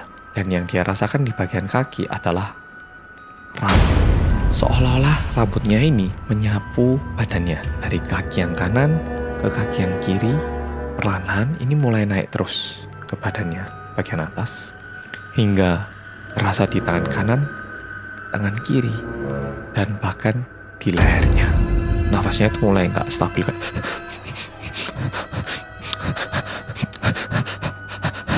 Dan dia terus bilang ke dirinya sendiri, ini mimpi. Oke, pejamkan mata, ini mimpi, ini mimpi. Dia kayak berusaha bilang ke dirinya sendiri untuk tenang, ini mimpi. Meskipun dia sendiri nggak tahu itu mimpi atau nyata, tapi malah mulai terdengar suara-suara yang aneh. Ini bukan mimpi, ini bukan mimpi, ini bukan mimpi, ini bukan mimpi, ini bukan mimpi, ini bukan mimpi, ini bukan mimpi, ini bukan mimpi, ini bukan mimpi, ini bukan mimpi, ini bukan mimpi, ini bukan mimpi, ini bukan mimpi, ini bukan mimpi, ini bukan mimpi. Itu berulang kali di telinganya. Tiba-tiba Suhan terbangun dengan suara kayak gitu. Dan ternyata dia kayak sempat pingsan, dan saat dia bangun itu udah pagi, matahari udah terbit. Pagi hari memang di kamarnya udah nggak ada apa-apa, terlihat ya kayak biasanya, terlihat damai dan tentram, kayak nggak ada masalah. Tapi di dalam otaknya itu dia ingat betul kalau kemarin dia melihat seorang perempuan yang lompat-lompat di atas perutnya dengan rambut yang terurai, muka yang merah kehitam-hitaman, dan juga perasaan rambut menyapu tubuhnya, yaitu benar-benar masih ingat dengan baik. Jadi berusaha untuk tidak menginap di rumahnya, paling nggak untuk malam itu. Akhirnya dia coba ke kafe ataupun ya ke tempat-tempat lain yang banyak orang, dan mulai mikir, aduh aku nginep di mana ini enaknya ya. Nginep di rumah temen juga gimana, nginep di sauna juga gimana, di warnet gitu. Kalau ke rumah orang tua juga untuk kerja nggak nyaman. Jadi waktu itu dia lagi bingung harus gimana, dan tiba-tiba ada satu notifikasi yang masuk di HP-nya. Ternyata ada komen di YouTube, judulnya kayak gini, Suhan tolong baca komen ini. Dan dia lihat kasat mata itu udah kayak panjang. Akhirnya dia langsung klik. Isi dari komen itu kayak gini, Suhan tolong baca komen ini. Aku adalah salah satu subscriber kamu dan juga benar-benar suka dengan konten-konten kamu. Tapi kali ini komenku nggak ada hubungannya sama konten-konten kamu. Jadi sebenarnya aku dan keluargaku adalah orang-orang yang diberkati atau bisa dibilang terkutuk, karena kita bisa melihat hal-hal yang tidak bisa dilihat oleh kebanyakan orang. Dan dia mulai menjelaskan lebih lanjut apa yang dia rasakan. Kemarin aku melihat live kamu, terus kamu terlihat cemas setelah ada suara-suara aneh, dan tiba-tiba kamu mengakhiri live video kamu. Aku jadi agak cemas dan khawatir. Bahkan aku nggak yakin kalau malam kemarin kamu aman-aman aja. Please ikuti saran aku. Keluar dari rumah itu secepat mungkin. Pindah rumah kalau bisa. Ini benar-benar demi keselamatan kamu. Aku bisa merasakan ada arwah yang amarahnya begitu besar di dalam rumah kamu. Ya, amarahnya itu begitu besar hingga auranya itu bisa dirasakan melalui live YouTube-mu. Tapi kalau misal pindah rumah tidak memungkinkan, paling tidak pindahkan kasurmu ke bagian tengah ruangan. Jangan sampai kasurmu bersentuhan dengan dinding. Aku berharap kamu baca komen ini, karena komen ini bakal aku hapus mungkin sekitar 10 menit nanti. Aku nggak pingin ada apa-apa sama kamu. Tapi kalau memang tidak bisa, please pindahkan kasur kamu, oke? Pesannya kayak gitu. Suhan yang membaca komen itu jadi kayak merinding banget, dan dia mulai mikir, aduh ini gimana ya, dia nggak punya uang yang cukup untuk pindah rumah, dia juga nggak mau minta tolong sama orang tuanya. Malam itu Suhan kembali ke rumahnya. Dia pulang kembali ke rumahnya, dan waktu dia masuk, kondisi rumahnya itu masih sama kayak di pagi hari. Jadi dia kayak merasa masih oke, dan dia mengikuti saran yang udah diberikan oleh subscribernya. Meskipun agak aneh untuk meletakkan kasur di tengah ruangan, dia pindahkan, dan dia berusaha sebisa mungkin untuk tidak tidur, main game lah apalah, karena dia takut kalau tidur nanti jadi lihat lagi. Tapi karena hari itu dia udah terlalu tegang dan mondar-mandir, akhirnya dia ketiduran juga. Di malam itu dia terbangun lagi karena butuh ke toilet. Tapi dia tidak melihat apa yang dia lihat kemarin dan nggak ada suara-suara aneh itu. Suhan nyadar kalau komen itu betul dan dia merasa kayak bersyukur tidak perlu pindah rumah. Akhirnya dia berbaring lagi untuk bersiap tidur lagi. Dan saat itu suara omongan cepat itu kembali lagi terdengar di telinganya. Kali ini suaranya berawal dengan suara yang kecil, tapi berjalannya waktu, suara itu pun ikut menjadi semakin kencang. Yang pertamanya kayaknya berbisik, jadi kayak suara teriak-teriak. Dan suara itu bilang kayak gini, siapa yang kasih tahu? Siapa yang kasih tahu? Siapa yang kasih tahu? Siapa yang kasih tahu? Siapa yang kasih tahu?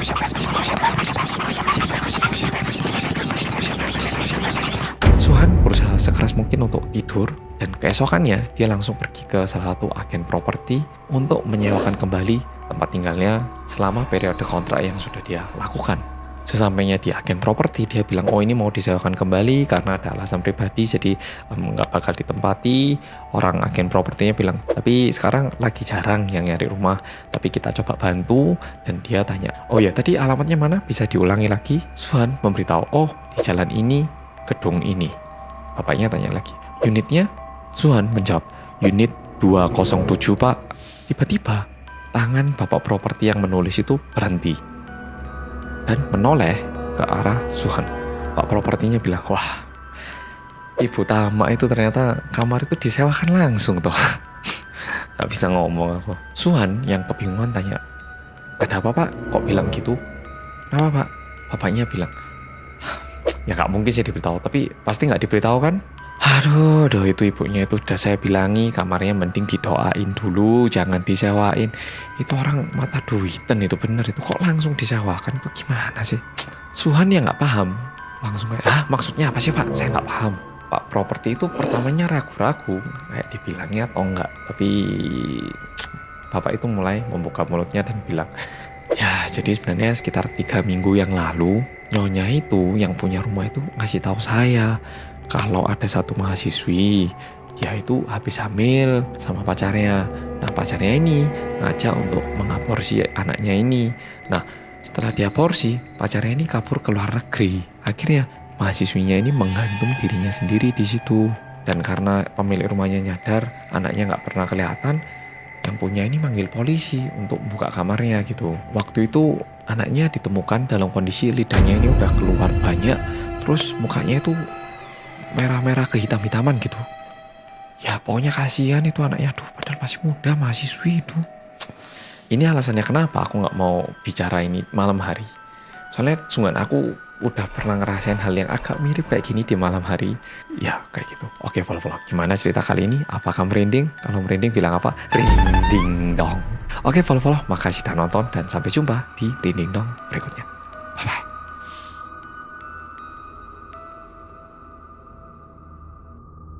Dicari arwah kasihan yang meninggal sebelum menikah. Karena ini bukan pernikahan biasa, melainkan ini adalah pernikahan arwah. Halo guys, welcome back to Korea Ramit bersama orang Korea yang keweden.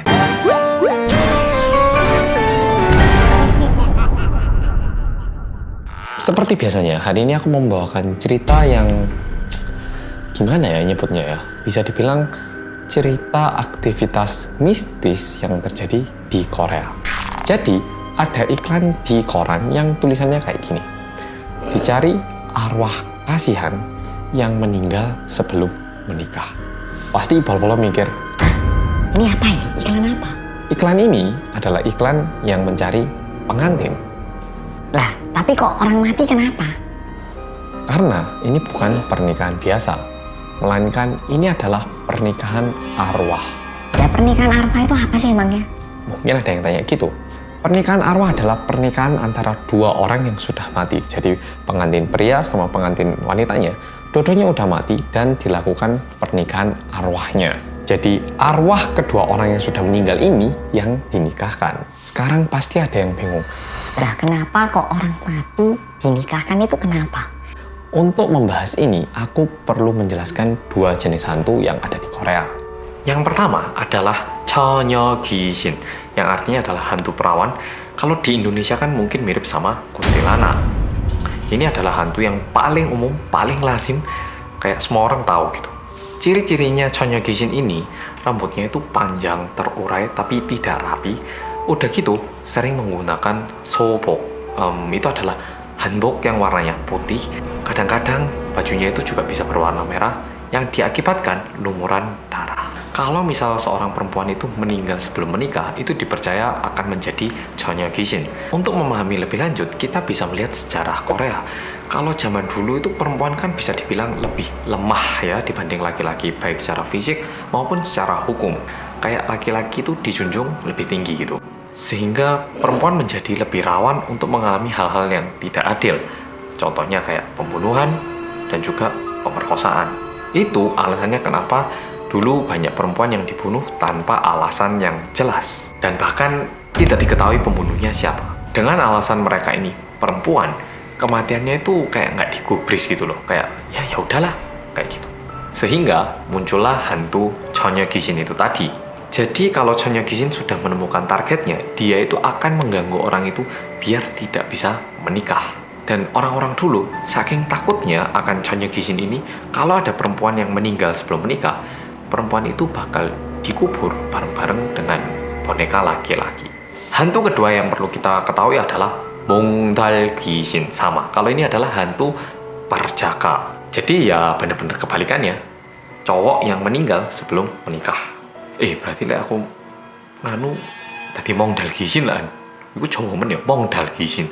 Mongdal Gishin. Tampak atau ciri-cirinya Mongdal Gishin, ini rambutnya juga panjang, tapi bukannya terurai, melainkan dikepang panjang. Alasannya dikepang kenapa? Karena dulu laki-laki yang belum menikah, itu rambutnya dibiarkan panjang dan dikepang. Mereka ini juga pakai hanbok atau baju tradisional Korea, dan kalau mereka ini suka mengganggu cewek yang muda. Bener-bener cuma kebalikannya Chonyo Gishin. Tapi di antara Mongdal Gishin itu ada juga Mongdal Gishin yang lebih kuat. Mongdal Gishin yang seperti ini adalah orang-orang yang meninggal sebelum menikah, padahal mereka jatuh cinta pada seseorang. Jadi kondisinya udah suka seseorang, tapi sebelum menikah meninggal dulu. Mungkin di antara pol-polo ada yang tahu Hwang Jini. Hwang Jini ini bukan tokoh fiksi ya, beneran ada di zaman Joseon dulu. Hwang Jini ini nggak cuma cantik, dia juga pintar nyanyi. Udah gitu, tariannya juga memikat banyak laki-laki. Bisa dibilang perempuan yang paling ngetop di zaman itu. Nah, terus ada satu laki-laki yang suka banget gitu loh sama Hwang Jini. Tapi orang ini nggak bisa ketemu Hwang Jini dan saking kecewanya orang itu meninggal. Saking kecewanya itu sampai meninggal. Kalau orang udah meninggal gimana? Dimasukin peti lalu dikuburkan ya. Hal ini juga dilakukan kepada laki-laki itu. Nah, udah dimasukkan peti dan dalam perjalanan menuju kuburan tempatnya dia dikubur, itu ternyata melewati rumahnya Hwang Jini. Dan saat lewat tepat di depannya itu, peti itu tidak bisa digerakkan alias nggak mau gerak. Jadi orang-orang nyoba angkat sekuat tenaga pun petinya nggak bisa gerak. Dan orang-orang bilang, wah ini jadi Mongdal Gishin. Dan laki-laki ini tidak mau meninggalkan Hwang Jini. Saat itu, Hwang Jini keluar dari rumahnya dan menutup peti itu menggunakan rok dalamnya. Habis itu memberi kata-kata yang sedikit menghibur, baru peti itu bisa diangkat lagi. Mungkin di sini ada yang tanya, Loh Mas, kok ceritanya beda ya sama di drama? lah ya itu kan drama. Ini cerita sebenarnya, oke? Namanya drama ya didramatisir kan ya. Mongdal Gishin meskipun dia arwah, targetnya tuh selalu perempuan. Dan perempuan yang diikuti sama Mongdal Gishin ini akan merasa selalu letih, capek, bahkan sakit kalau arwahnya benar-benar kuat. Ini alasannya kenapa dilakukan pernikahan arwah. Biar Chonyo Gishin sama Mongdal Gishin itu nggak mengganggu di bumi ini. Mereka dinikahkan meskipun mereka berdua ini sudah meninggal, biar mereka ini bisa ke dunia alam di mana mereka seharusnya. Dan udah gitu mereka juga bisa menjadi suami dan istri yang damai dan tentram. Biasanya ritual kayak gini nih dibantu oleh biksu-biksu dari kuil dan kadang juga dibantu oleh dukun-dukun. Dan untuk proses pelaksanaannya itu ditentukan oleh keluarga pengantin. Dan cara pernikahan yang dilakukan oleh biksu-biksu dan dukun-dukun agak beda. Kalau biksu-biksu itu cuma ditaruh foto pengantin laki-laki, foto pengantin perempuan, dan didoakan, selesai. Tapi kalau dukun sedikit berbeda. Mereka taruh 2 boneka, habis gitu memanggil arwah yang perempuan dan juga arwah yang laki-laki, lalu dimasukkan ke dalam dua boneka itu. Setelah itu dilakukan pernikahan sama seperti pernikahan biasanya. Jadi bayangkan aja pernikahan biasa, hanya saja pengantin pria dan perempuannya ini boneka yang ada arwahnya. Nah, biasanya polo-polo kalau udah gini tanya, Memang pernikahan arwah itu di Korea lazim, Mas Hanso? enggak sih, lazimnya enggak. Bukan berarti semua orang yang meninggal sebelum menikah itu dilakukan pernikahan arwah gitu, enggak. Tapi sampai sekarang pun masih ada orang-orang yang melakukan itu. Dan sebenarnya ada beberapa kasus pernikahan arwah, tapi coba aku bagikan satu cerita pernikahan arwah yang paling terkenal, oke? Yang paling terkenal di antara masyarakat Korea. Polo-polo masih ingat ini nggak? Kasus pembunuhan cat kuku merah. Yang belum nonton nanti bisa nonton setelah video ini. Yang udah nonton, ya kasus itu. Nah, kalau polo-polo ingat, korban dari kasus cat kuku merah itu kan anak perempuan yang masih duduk di bangku SMP kan.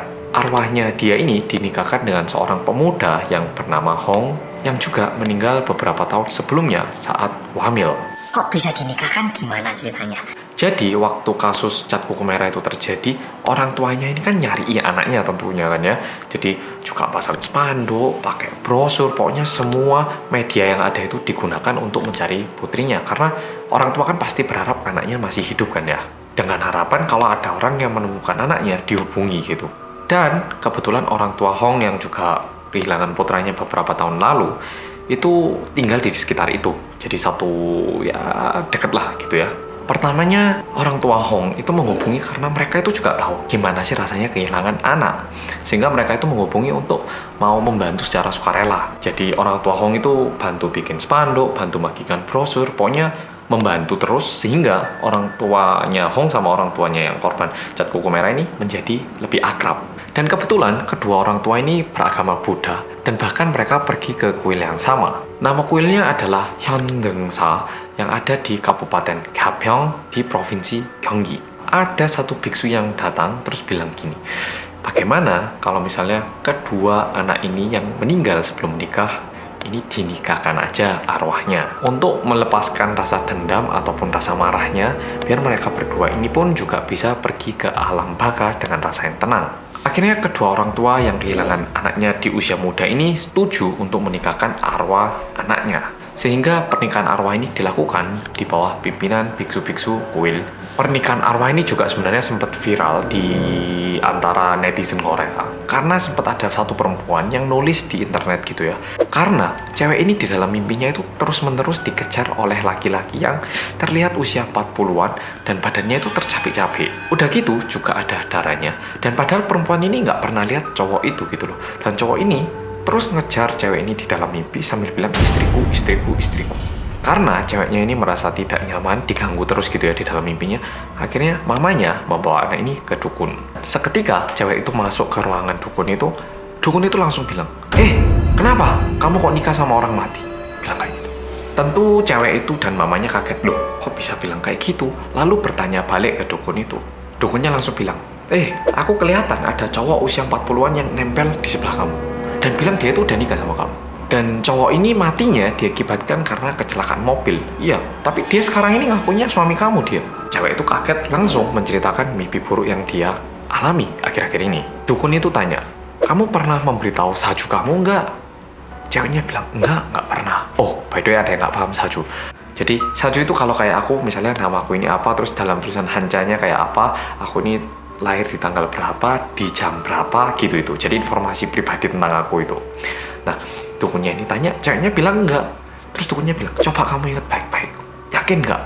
Sungguhan, coba diingat-ingat. Dan setelah dia ingat baik-baik, ternyata dia itu pernah menuliskan sajunya ya untuk asik-asikan di internet beserta dengan fotonya. Dukun itu langsung bilang, aduh anak muda zaman sekarang ini, nggak takut apa kamu menuliskan saju ini? Ini pasti ada orang yang ngambil saju kamu dan menggunakan itu untuk melakukan pernikahan arwah.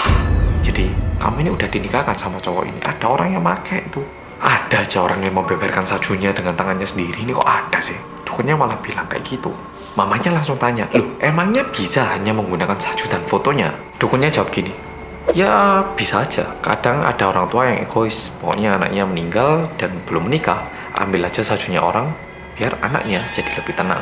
Akhirnya dukun itu melakukan doa-doa dan juga ritual biar cewek ini bisa dilepas, dan untungnya berhasil. Dan gara-gara itu di Korea itu sempat viral banget, kayak ngetren banget, jangan bagi-bagikan salju kamu di internet. Salju bilangnya. Gimana follow video kali ini? Rinding dong atau enggak? Coba dituliskan di komen. Oh iya, aku lupa bilang. Hantu Chonyo Gishin sama Mongdal Gishin itu suka banget kalau mereka itu dibicarakan gini.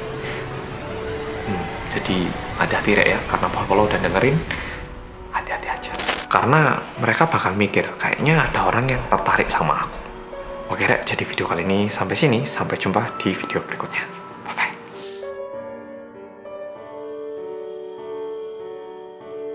Toilet di sekolahku itu ada 6, tiga gini berhadapan.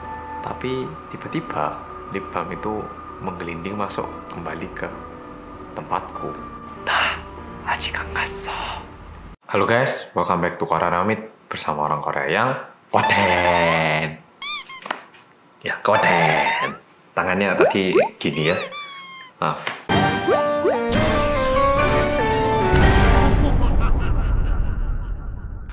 Hari ini aku membawakan beberapa cerita singkat, jadi bukan cerita yang panjang tapi satu, tapi beberapa yang singkat. Dan seperti video-video lainnya, ini juga diangkat dari kisah nyata yang dituliskan oleh netizen Korea. Tapi tak jamin ceritanya bikin merinding banget. Cerita pertama, ini dituliskan oleh seorang siswi SMA. Ceritanya kayak gini. Waktu itu aku lagi ada tambahan pelajaran sampai malam banget. Dan kebetulan karena aku minum air agak banyak, aku jadi pengen ke toilet. Layaknya seperti di sekolah, aku minta izin dulu ke bu guru dan setelah itu aku pergi ke toilet. Perasaanku atau gimana, tapi aku merasa pada hari itu toiletnya agak lebih gelap. Lampunya sih ada, cuman kayak lebih gelap gitu loh. Ya pokoknya pikirku cepet-cepet pipis dan langsung balik ke kelas. Toilet di sekolahku itu ada 6, tiga gini berhadapan. Dan aku pergi ke toilet yang kedua di sebelah kiri. Dan seketika aku masuk ke toilet yang di sebelah kiri itu, aku langsung menurunkan rokku untuk duduk di kloset. Ternyata lip balmku jatuh dan menggelinding keluar. Dan Polo tahu kan ya, lantai toilet itu sama pintunya kan agak ada jedahnya tinggi ini kan ya, terangkat ke arah rapat gini. Kalau di toilet kayak gitu kan ya. Aku pertamanya mikir kayak, aduh ntar aku ambil deh setelah pipis gitu. Tapi tiba-tiba lip balm itu menggelinding masuk kembali ke tempatku. Jadi aku ngira di depanku itu ada orang yang menggelindingkan kembali lip balmku. Jadi aku bilang, makasih ya. Tapi tidak ada seorang pun yang menjawab. Dan setelah aku selesai pipis, aku langsung keluar. Dan waktu aku lihat, ternyata nggak ada siapa-siapa. Aku yakin kalau aku itu tidak mendengar suara orang keluar dari ruangan ini. Tapi nggak ada siapa-siapa. Dan keesokan pagi, aku coba cek lagi toilet itu. Toiletku itu yang kiri itu lebih tinggi gitu, menanjak. Soalnya kan toilet mesti dimiringin ya, biar airnya ngalir. Jadi nggak mungkin sebenarnya lip balm yang satu ke sini balik kembali sendiri. Tapi ya katanya toilet di sekolahan itu banyak banget yang menghuni. Dan sejak hari itu, siswi ini tidak mau pergi ke toilet yang ada di sekolah di malam hari. Oke, follow yang masih sekolah gimana? Merinding nggak? Kalau merinding bilang apa? Rinding dong. Oke, cerita kedua. Cerita kedua ini dari mahasiswa laki-laki. Jadi ya mungkin lebih muda dari aku, tapi mirip-mirip lah ya. Aku pernah ikut language course di Kanada waktu semester 3 untuk selama 3 bulan. Dan waktu itu bahasa Inggrisku masih belum lancar, jadi aku berusaha sekeras mungkin biar bahasa Inggrisku jadi lebih lancar. Jadi aku udah berusaha sekeras mungkin, tapi ternyata belajar bahasa baru itu tidak mudah. Bahasa Inggrisku juga masih gitu-gitu aja. Dan suatu hari aku baca-baca cerita hantu gitu ya di internet. Mungkin karena aku baca itu tadi, waktu aku mau tidur itu jadi kayak serem banget gitu loh. Karena teringat cerita-cerita hantu yang aku baca tadi. Aku nyalain lampu biar agak tenang gitu ya. Dan dalam kondisi seperti itu, aku berbaring gitu, biar bisa tidur. Dan perlahan aku udah mulai ngantuk, tapi masih setengah sadar. Tiba-tiba aku mendengar suara perempuan gitu. Tapi kecil banget, kayak jauh banget gitu sumber suaranya. Dan suaranya itu agak aneh. Memang, aku itu tipe orang yang kalau habis nonton film atau cerita ngeri itu sering ketindihan. Jadi mungkin yang nggak tahu tindihan itu sleep paralysis. Jadi kayak kita bangun, tapi nggak bisa gerak, kayak ada yang neken dari atas. Mungkin ada contoh gambarnya kayak gini. Ya, jadi kita sadar tapi nggak bisa gerak. Ini aku pernah kejadian sekali. Jadi kalau secara medis sih katanya kayak otaknya udah bangun tapi badannya belum.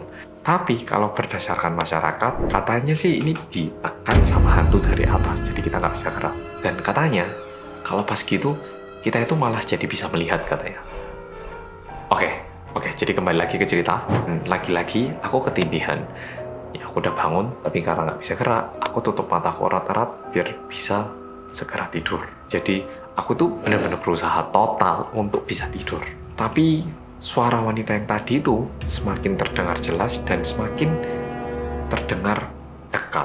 Dan ini pertama kalinya aku kena tindihan di Kanada. Uniknya perempuan itu berbicara dalam bahasa Inggris. Ya mungkin karena di Kanada ya hantunya juga ngomongnya bahasa Inggris. Dan karena ngomongnya dalam bahasa Inggris cepet banget.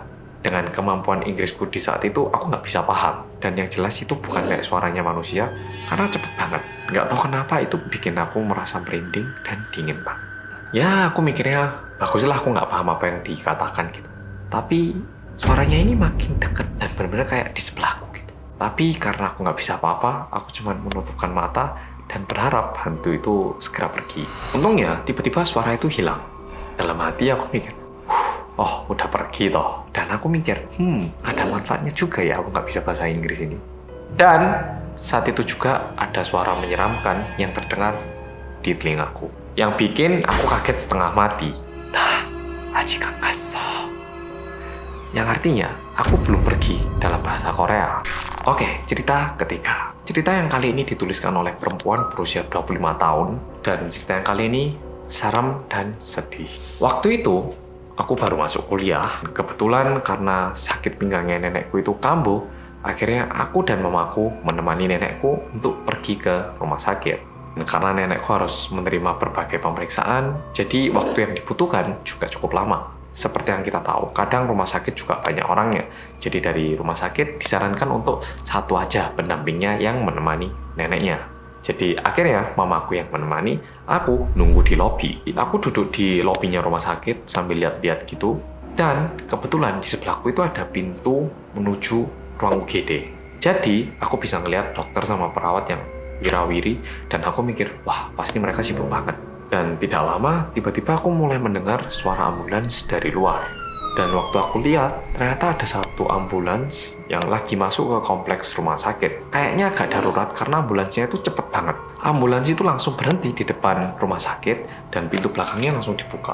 Dan ternyata di dalam mobil ambulans itu ada satu anak kecil yang berbaring, masih mengenakan baju TK. Anak kecil itu badannya dipenuhi dengan darah, kayak kondisinya itu lumayan tragis, sehingga aku juga nggak tega untuk melihat. Dan di samping itu ada wanita muda yang menangis dan juga menjerit-jerit. Wanita itu nggak terlihat kayak ada luka atau terluka gitu, nggak. Cuman bajunya, celananya itu ada darah-darahnya. Tim medis langsung memindahkan anak kecil yang tadi berbaring itu ke dalam UGD. Dan wanita itu pun juga ikut masuk ke dalam UGD. Dan kebetulan ada seorang kakek yang lewat. Dan kakek ini tanya ke salah satu paramedis ambulans yang lagi merapikan ambulansnya. Aduh, kasihan itu anak kecil. Ada apa itu?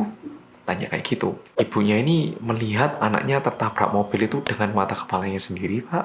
Dan ibunya ini memeluk anaknya sampai kami tiba di lokasi, Pak. Kayaknya ibunya ini juga terkena shock yang lumayan berat. Kakek itu menjawab, aduh, kasihan ya, sambil menggeleng-gelengkan kepala. Jadi ternyata wanita muda itu adalah ibunya. Dan hatiku juga jadi nggak enak setelah melihat itu. Aku nggak bisa bayangkan gimana perasaan si ibu itu, apalagi anaknya itu masih kecil banget. Dia itu umurnya kayak masih 3-4 tahunan. Aku sambil duduk itu berharap semoga anaknya bisa lekas sembuh. Dan ternyata waktu sudah berlalu dan HP ku berdering. Waktu aku lihat, ternyata mamaku yang menghubungi. Dan mamaku bilang, ini pemeriksaannya udah selesai, jadi kamu siapin mobil ya, standby di depan, biar nenek bisa langsung naik mobil. Kayak gitu. Ya, jadi aku langsung ke parkiran, nyetir mobilku, dan aku parkir di depan lobi sambil menyalakan lampu darurat. Dan tidak lama setelah itu, aku melihat mamaku yang mendorong kursi roda dan nenekku duduk di kursi roda itu. Tetapi tiba-tiba pintu UGD yang ada di sebelah lobi itu terbuka. Wanita muda yang tadi itu keluar dari pintu itu sambil menangis. Bekas darah di bajunya terlihat kering, rambutnya terlihat sedikit berantakan. Ibu itu terus berjalan dengan tatapan mata yang kosong, tapi matanya terus-menerus mengeluarkan air mata. Firasatku berkata, kayaknya anak dari ibu itu telah meninggal, dan aku pun ikut sedih melihat adegan itu. Tiba-tiba aku melihat sesuatu yang membuat aku nggak bisa percaya dengan apa yang aku lihat. Anak kecil yang tadi berbaring dengan penuh darah berada tepat di belakang ibu itu. Anak kecil itu masih mengenakan seragamnya yang berlumuran darah itu tadi, dan anak ini memegang ujung pakaian ibunya. Dan aku ngira, oh anaknya selamat toh, aduh syukurlah. Tapi kok bajunya nggak diganti, terus mamanya kok cuek, pikirku dalam hati. Dan di satu sisi aku juga berpikir, bagaimana bisa anak kecil yang tadi terluka begitu parah sekarang udah sembuh dan bisa berjalan. Dan waktu aku lagi bengong gitu, tiba-tiba terdengar suara nenekku yang sudah dekat sama mobil dan bilang kayak gini, aduh kasihannya itu anak, dia nggak ngerti kalau dia sudah mati. Dia pikir dia masih hidup, masih pingin ikut mamanya. Aku yang mendengar itu kaget banget dan langsung melihat ke nenekku. Dan nenekku menatap aku dan menganggukkan kepala sambil menatap ibu itu tadi. Dan sampai sekarang aku masih nggak bisa melupakan muka anak kecil itu, karena arwah anak kecil itu begitu ceria mengikuti ibunya keluar dari UGD. Mungkin itulah hati seorang anak, nggak peduli kalau dirinya udah mati ataupun tidak. Yang dia lihat adalah cuman mamanya, dan itu membahagiakan dirinya. Ya Rek, jadi video kali ini juga dari kisah nyata. Kisah yang terakhir ini bikin agak nggak enak ya di hati. Ya, yang merinding, rinding dong. Ya Rek, jadi video kali ini sampai sini. Makasih sudah nonton dan sampai jumpa besok.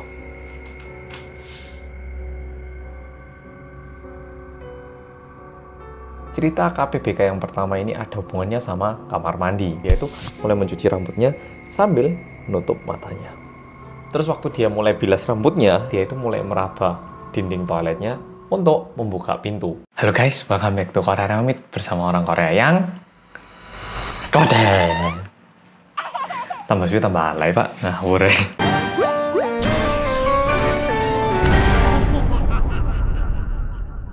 Hari ini aku mau memperkenalkan sesi baru di dalam Rinding Dong yang bernama KPBK. Mungkin ada yang mikir gini, Mas, itulah kurikulum pelatihan berbasis kompetensi, Mas. Ya itu betul kalau misalnya di sekolah ya. Tapi kalau di Korea Reomit beda artinya.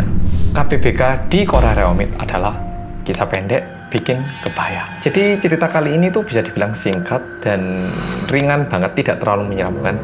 Tapi bakal bikin Polo-Polo teringat terus, terngiang-ngiang di dalam kepala Polo-Polo. Dan cerita yang tak bawakan kali ini adalah cerita nyata yang dialami oleh warga netizen Korea. Jadi mungkin bisa jadi Polo-Polo waktu nonton video ini merasa kayak, kok nggak serem ya? gitu. Tapi dalam keseharian Polo-Polo bakal kayak, aduh, kepikiran terus. Gitu. Oke, cerita KPBK yang pertama ini ada hubungannya sama kamar mandi. Itu kamar mandi. Cerita ini merupakan cerita yang dialami oleh perempuan bernama Gayon. Dia berusia 23 tahun waktu ini terjadi. Gayon ini tinggal bareng adiknya soalnya harus kuliah. Dan suatu hari seperti biasanya Gayon ini pergi ke kamar mandi untuk mandi. Ya pakai air hangat biar agak lebih tenang, lebih rileks gitu ya, kayak sambil nyanyi-nyanyi kecil gitu. Nah terus karena kalau sampo masuk dalam mata kan sakit, dia itu mulai mencuci rambutnya sambil menutup matanya. Setelah selesai disampo, dia itu udah mulai bilas, lalu dia buka mata, tapi tetap gelap gitu loh. Kayak belum buka mata. Tapi Gayon itu ngerti, adiknya itu suka banget matiin lampu toiletnya gitu loh. Jadi dia itu langsung bilang, lampunya nyalakan toh, nggak bisa lihat ini loh, nyalakan. Kalau nggak kamu nyalain dalam hitungan 3 detik, awas lu ya. Ya kayak gitu tuh, dia bilang kayak gitu. Tidak lama dari itu, lampunya nyala lagi, jadi dia bisa melanjutkan mandinya. Terus waktu dia mulai bilas rambutnya, terus dia tutup mata lagi, dan waktu melek, mati lagi lampunya. Dia bilang lagi, Dek, awas lo ya, ini udah tak bilangin lo ya. Jangan dimatikan lagi, kayak gitu. Yang punya adik pasti ngerti lah ya ngomongnya kayak apa. Habis lampunya udah nyala, dia lanjut lagi mandinya. Udah bilas terakhir gitu. Enak-enak bilas, dia buka lagi matanya, mati lagi lampunya. Dia udah mulai agak jengkel gitu, bilang, ini udah 2 kali loh ya, ini udah ketiga kamu. Jangan keterlaluan loh ya, jangan keterlaluan, sungguhan. Cepet nyalain lampunya gitu. Dia itu istilahnya udah memberi peringatan kepada adiknya. Kalau kali ini nggak kamu nyalakan, sungguhan kamu keluar tak habiskan gitu. Tapi adiknya itu nggak nyalain lampunya gitu loh. Jadi mau nggak mau, akhirnya dia itu mulai meraba dinding toiletnya untuk membuka pintu. Nah, udah mau deket pintu, tiba-tiba lampunya nyala. Kayon jengkel dong, udah nyampe pintu ternyata lampunya nyala. Dia langsung bilang, oh, udah takut ah? Udah takut ya? Nyesel ya? Oke, lihat aja. Dia langsung pakai handuk. Habis itu dia keluar dari toilet. Dan waktu dia buka pintu toiletnya, pintu utamanya itu kelihatan gitu loh. Pintu utamanya ini tiba-tiba terbuka dan adiknya masuk. Terus dia bilang, "Duh, dosenku hari ini gak enak. Pelajarannya sama sekali nggak nyaman, nggak paham aku dosenku bilang apa." Adiknya tuh komplain gitu loh, tentang apa yang terjadi selama jam pelajarannya. Apakah Polo-Polo nyadar seremnya di mana? Kita nggak tahu apakah kebetulan lampunya waktu itu mati atau hal lain yang terjadi. Nah, jadi setiap kali Polo-Polo mandi atau tutup mata, pasti Polo-Polo mulai kebayang sekarang. Oke, kita lanjut ke cerita kedua. Kisah kedua ini diceritakan oleh perempuan bernama Yunji yang berusia 31 tahun. Yunji ini adalah seorang freelancer. Tahu kan ya, kalau freelancer waktu sibuk itu sibuk banget, waktu kosong banget. Dan kebetulan dia itu lagi dapat proyek yang besar, jadi harus kerja terus-menerus. Beberapa hari itu dia lembur terus, bahkan lewat sampai jam 1 subuh. Meskipun Yunji ini capek, tapi karena ada deadline, ya mau nggak mau dia itu tetap memaksakan dirinya untuk kerja. Dan karena dia itu udah gak kuat banget jam 1 subuh, tapi harus kerja, dan ngantuknya itu nggak pergi-pergi, akhirnya dia itu ke kamar mandi untuk mencuci mukanya. Di kamar mandi ini dia itu nyalakan air di wastafel karena dia mau cuci muka di wastafel. Dan biasanya sebelum kita cuci muka kan kita lihat cermin dulu ya. Waktu dia lihat cermin, mukanya itu udah tampak capek banget. Sambil melihat cermin, Yunji itu bilang, "Oke Yunji, semangat, dikit lagi, proyekmu dikit lagi selesai, oke? Semangat." Itu menyemangati diri sendiri. Habis gitu dia langsung mulai cuci muka kayak orang biasanya. Jadi dia membungkukkan badannya, terus mulai cuci muka gini. Berulang kali dia bilas, dan setelah dia bilas beberapa kali, dia berdiri lagi untuk lihat cermin. Tapi dia tuh kayak sempat lihat ada bayangan yang aneh gitu loh. Jadi Yunji ini merasa, oh mungkin masih ada sabunnya, aku bilas sekali lagi deh gitu. Jadi dia turun dan dia bilas wajahnya. Dia udah bilas beberapa kali, dan waktu dia lihat lagi, dia tuh sempat lihat kayak ada bayangan lagi. Waktu dia lihat langsung ke belakang, itu nggak ada apa-apa. Dia mikir, tadi kayaknya ada di cermin, tapi nggak ada. Aku lihat ke belakang yang nggak ada. Mungkin aku kecapean aja deh, nggak apa-apa gitu. Dia berusaha untuk berpikir positif, kayak mungkin aku kelilipan, mungkin ada sabun, mungkin air, mungkin mata aku lagi kecapean. Lalu Yunji memutuskan untuk cuci muka terakhir kalinya sebelum balik ke kerja, biar kayak benar-benar fresh bangun gitu. Tapi kali ini setelah dia bungkukkan badannya, dia nggak bisa tegakkan tubuhnya lagi. Lebih tepatnya itu dia nggak berani untuk melihat cermin lagi, karena saat dia membungkukkan badannya, dia bisa melihat ada kaki yang pucat di belakangnya dia. Kaki itu tampak nggak hanya pucat, tapi juga terlihat kurus banget, kayak hampir kelihatan tulangnya semua. Dan kakinya itu benar-benar kayak berdekatan dengan kakinya itu pas di belakangnya. Yunji yakin banget kalau dia tegakkan tubuhnya saat itu, dia pasti bisa melihat sosok itu dalam cermin. Tapi dia juga berpikir, apakah dia ini cuma nggak kelihatan lewat cermin? Oke, Polo-Polo, jadi cerita kali ini sampai situ aja. Hati-hati waktu mandi dan juga cuci muka ataupun sikat gigi di wastafel. Mungkin sebelum mandi atau setiap kali kita ke toilet itu mungkin doa dulu gitu kan, bagus, Rek. Oke, Rek, semoga KPBK pertama ini menghibur Polo-Polo, dan sampai jumpa di video berikutnya KPBK yang kedua, karena bakal ada cerita yang ngeri lagi. Oke, Rek, sampai jumpa besok. Bye-bye.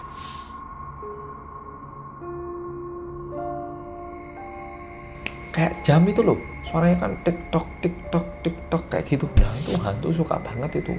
Kalau Anda suka membaca konten-konten horor, membaca kisah menyeramkan, menonton video-video mistis, berhati-hatilah. Halo guys, welcome back to Korea Ramit bersama orang Korea yang kode.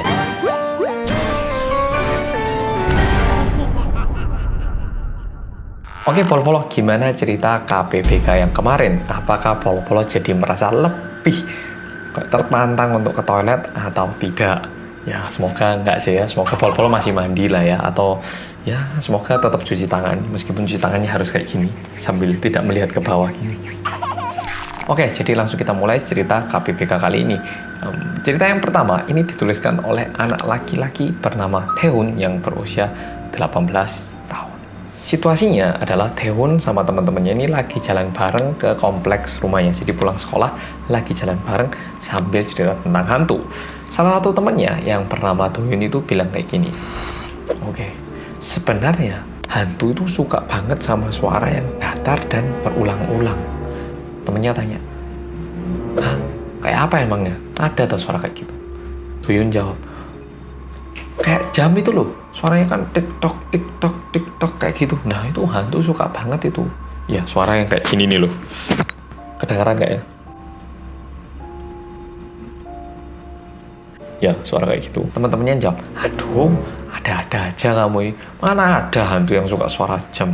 Aneh ini, udah ngawur ini kayak gitu. Dan ternyata mereka itu udah nyampe di kompleks perumahannya mereka. Jadi di situ mereka langsung mencar ke rumah masing-masing. Dan Taehoon karena agak kecapean hari itu, dia langsung pulang, mandi dan berbaring di kasurnya sambil megang HP. Dan sebelum tidur ya kayak biasanya mereka itu chattingan dulu. Temennya yang pertama bilang, gara-gara yang kamu tadi bilangin suara jam aku gak bisa tidur, ketakutan aku.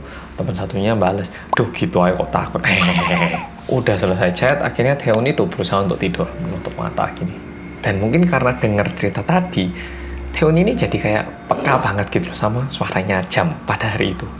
Kayak suaranya tuh kenceng banget gitu. Dia itu ngerasa, aduh kok hari ini suara jamnya ini ganggu banget sih. Tapi aduh ya gimana lagi, dia harus tidur kan ya. Jadi dia itu kayak berusaha keras untuk tidak terganggu sama suara jam itu.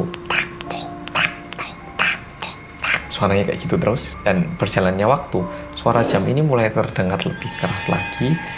Jadi Taehoon itu badannya udah mulai berkeringat, terus sengaja kayak nutup mata itu erat-erat biar bisa tidur gini. Dan nggak lama, tiba-tiba dia itu dibanguni mamanya. Taehoon, kamu kok nggak bangun sih? Kamu nggak denger alarm itu dah? Nanti kamu telat sekolah gimana? Ayo, mamanya yang bangunkan. Taehoon langsung lihat jendela, ternyata matahari udah terbit, udah pagi. Dan mamanya langsung mulai bantu buka gorden dan tanya, kamu kok keringetan banget, kenapa? Panas tah ruanganmu ini? Taehoon jawab, oh enggak mah, enggak, bukannya panas. Kemarin diceritain temanku ini cerita-cerita hantu, malah jadi ketakutan tidurnya, makanya keringetan. Enggak kok, enggak panas kamarnya. Mamanya bilang, hah? Cerita hantu apa? Aduh, anak-anak zaman sekarang ini ada-ada aja kok cerita hantu gitu. Oh iya, pantesan kamu nggak bangun. Mama lupa ini, kemarin waktu mama membersihkan kamar kamu tuh, ini jam kamu itu habis baterainya. Terus mama kemarin ganti baterai, jamnya lupa mama balikin ke kamar kamu. Bentar ya, mama bawain jamnya biar besok nggak telat bangun lagi. Habis gitu, mamanya bawakan jam ke kamarnya Taehoon. Jadi, sebenarnya kemarin malam suara yang didengar Taehoon itu suara apa? Bukan suara apa, suara siapa? Jadi, polo-polo di malam hari sebelum tidur, kalau ada suara jam gitu, mending dipikirkan dulu. Ini beneran suara jam atau bukan? Oke, cerita kedua hari ini. Ini dari cowok bernama Eunho yang berusia 27 tahun. Eunho ini adalah anak yang suka banget cerita-cerita mistis, nonton video-video yang serem. Pokoknya cerita-cerita yang berhubungan dengan hal-hal hantu itu dia suka banget. Tapi dia itu sebenarnya adalah orang yang tidak percaya dengan keberadaan hantu, roh, arwah, dan lain-lainnya. Eunho merasa semua itu adalah hanya khayalan manusia. Nah terus kenapa dong dia bacain kayak gitu? Alasannya karena dia itu merasa jantungnya itu jadi berdetak cepat gitu loh, dan dia menikmati itu. Dan secara ilmiah pun sebenarnya udah terbukti bahwa ketika kita membaca-baca hal seperti itu atau nonton hal-hal seperti itu, adrenalin dalam tubuh kita itu meningkat dengan pesat. Dan Eunho merasa ketika jantungnya berdetak cepat itu stresnya hilang gitu loh. Jadi mungkin nggak cuma Eunho, tapi banyak banget orang-orang yang menikmati jantungnya berdetak lebih cepat karena adrenalinnya meningkat begitu pesat. Malam itu pun dia membaca cerita-cerita horor kayak biasanya. Tapi karena besok dia harus ke kantor, dia memutuskan untuk membaca satu kisah yang terakhir. Padahal Eunho itu pengen banget baca semua cerita horor yang dia temukan pada hari itu. Dan dia membaca kalimat yang kayak gini. Tahukah Anda, hantu-hantu itu paling suka dengan manusia-manusia yang membicarakan mereka. Kalau Anda suka membaca konten-konten horor, membaca kisah menyeramkan, menonton video-video mistis, berhati-hatilah. Karena mereka akan mendatangi Anda pada saatnya. Seketika dia baca itu, dia merasakan, jantungku berdetak ini, dapet hari ini. Cerita yang paling memuaskan hari ini bikin aku merinding, coy, gitu. Dia tuh seneng banget. Memang hari itu Eunho membaca banyak cerita horor, tapi cerita terakhir yang bikin dia paling puas dan bikin dia merasa kayak, oke lah, aku sekarang tidur nggak apa-apa, gitu. Dia langsung ke kasur dan berbaring untuk berusaha tidur.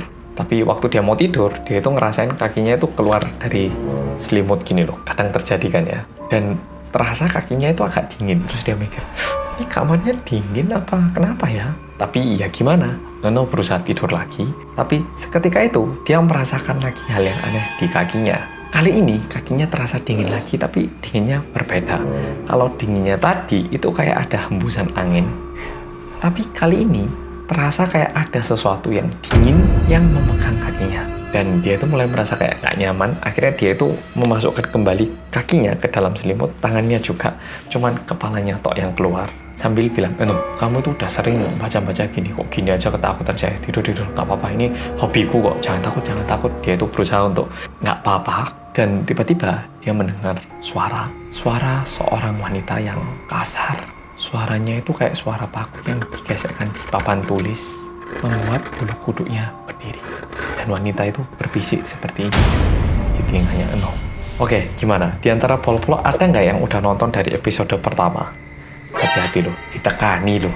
Tapi nggak apa-apa Rek, waktu tidur jangan lupa kakinya dimasukkan ke dalam selimut. Karena siapa tahu ada yang megang, siapa tahu ada apa gitu kan ya. Oke Rek, jadi makasih banget udah nontonin video kali ini. Dan sampai jumpa di video Rinding Dong berikutnya. Gimana Rek? Terbayang-bayang toh?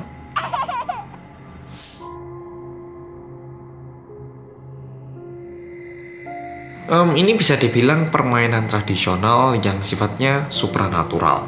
Nama ritual ini adalah Nahonja Sumbakokjil, yang artinya adalah peta umpet sendirian. Kalau di bahasa Indonesia kan, lebih tepatnya itu kayak jalangkung. Halo guys, welcome back to Korea Remit bersama orang Korea yang medok.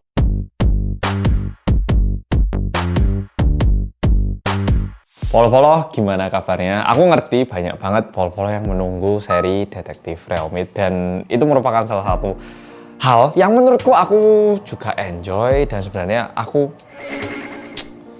lumayan bakat lah dalam menceritakan hal kayaknya. Karena aku sendiri, gimana ya, menikmati sebenarnya dalam proses pembuatan. Tetapi banyak banget polo-polo yang sebenarnya DM aku ataupun komen di YouTube, di mana-mana banyak banget yang tanya, Mas kok udah nggak ada konten Detektif Realmit lagi? Ya bukannya nggak ada dan bukannya aku nggak mau, bukannya aku tidak mau memberikan konten yang polo-polo tunggu, sama sekali tidak. Aku sangat banget pengen ngasih, tapi ada dua alasan sebenarnya kenapa aku sedikit aduh ini harus dilanjutkan nggak ya gitu. Jadi langsung tak bagikan melalui video ini. Pertama, alasan pertama, polo-polo mungkin udah lihat di Instagram atau di mana kasus anak usia berapa, 15 tahun atau 12 tahun yang membunuh anak kecil yang usia berapa, 5 tahun kalau nggak salah. Nah itu waktu pertama kasus-kasus itu muncul, yang udah ditangkap polisi tuh ya. Polo-polo kayaknya kalau yang tertarik sama Detektif Realmit seharusnya tahu. Pertama postingan itu beredar dan tulisannya di situ itu kayak gini, anak ini termotivasi dari YouTube gitu, ada tulisan, dan pertamanya itu masih nggak jelas dari YouTube video apa gitu. Seketika aku melihat itu, aku itu cemas banget. Gimana kalau misalnya anak ini tuh ternyata ngelihat videoku ataupun ternyata aku yang memberi efek negatif gitu. Yang awalnya aku cuma pengen memberi informasi menarik kepada polo-polo berupa sebuah cerita, tapi kalau misalnya dampaknya negatif gimana ya? Kayak dulu sama waktu di Indonesia kayak Smackdown itu loh, banyak banget yang nonton, tapi ada beberapa anak yang malah meniru terus melukai temannya sehingga Smackdown kayak dilarang gitu ya waktu itu, waktu tahunku 2009, 2008, 2007, ngerti lah yang seumuranku. Nah aku pertama ngeliat itu langsung mikir, waduh ini bener-bener serius banget buat aku, dan itu bikin aku kayak bener-bener cemas gimana kalau misalnya kontenku ini ternyata membuat atau membawa efek negatif, dan kenyataannya anak itu membunuh gitu loh ya. Jadi aku bener-bener sedikit ngeri, aku bener-bener kayak jadi mikir lagi gitu, ini konten boleh nggak sih kalau aku lanjutin. Nah itu alasan pertama. Alasan kedua, mungkin polo-polo udah nontonin Detektif Realmit semuanya, dan banyak di antara video itu, kecuali yang pakai YouTube Premium ya, yang nggak pakai YouTube Premium merasa kok nggak ada iklannya gitu. Jadi benar, aku udah tanya YouTube-nya. Jadi dari orang YouTube-nya bilang kalau cerita yang masalah horor yang hantu gitu itu nggak apa-apa, bisa taruh iklan, sedangkan kalau cerita pembunuhan itu nggak bisa taruh iklan gitu loh. Kalau dari sudut pandangku sih aku mikirin loh kan sama-sama mengerikan, dan malah yang satu ini memberi berita kan ya kan, maksudnya ada kejadian kayak gini aku membawakan berita tapi malah tidak boleh pasang iklan. Dan yang terjadi adalah setelah aku ngasih uang ke editor itu malah minus dia punya. Jadi kayak lama-lama aku mikir, waduh aku juga bayar listrik, aku juga makan waktu untuk nyari bahan, ngerekam, aku juga ngedit dikit, tapi minus gitu loh. Kayak bayangkan kalau polo-polo pergi ke kantor, ada ongkos pulang pergi transportasinya, tapi nggak mencukupi gitu. Jadi kayak dua hal ini bikin aku kayak mikir. Tapi yang lebih mencemaskan yaitu sebenarnya kalau ada anak-anak kecil yang menyalahgunakan video-video kayak gini gitu loh. Jadi disayangkan banget kalau misalnya anak kecil ini menyalahgunakan. Sehingga sebenarnya aku kayak berpikir gitu loh, konten ini harus dilanjutkan atau gimana. Tapi bukan berarti Detektif Reomit nggak bakal ada lagi ke depannya, sama sekali nggak. Sebagai percobaan, aku bakal nyoba bikin Detektif Reomit lagi beberapa video, dan bagian pembunuhannya mungkin nggak tak perjelas. Ya, kalau kayak gitu apakah dari YouTube boleh nggak? Kalau misalnya boleh, mungkin masih tak bawakan. Dan tapi kalau misalnya nggak bisa, aku harus terus mikir ya, harus mencoba trial dan error, mencari gimana caranya biar polo-polo bisa puas, tapi aku juga paling nggak rugi, biar editorku juga tetap ada kerjaan, semuanya bisa menang gitu. Nah ya, jadi situasinya kayak gitu, dan aku masih mencari cara, tapi tak janjikan bakal ada video Detektif Reomit deket-deket ini. Dan satu hal lagi, di bulan Ramadan dari tanggal 23 April, ya mulai tanggal 23 April bakal ada 30 video dengan segmen yang namanya Ring Ding Dong. Ya itu bakal keren banget juga, itu cerita-cerita yang polo-polo suka banget. Jadi namanya tak ubah dikit ya, mungkin editor bisa ditunjukkan sedikit previewnya kayak apa.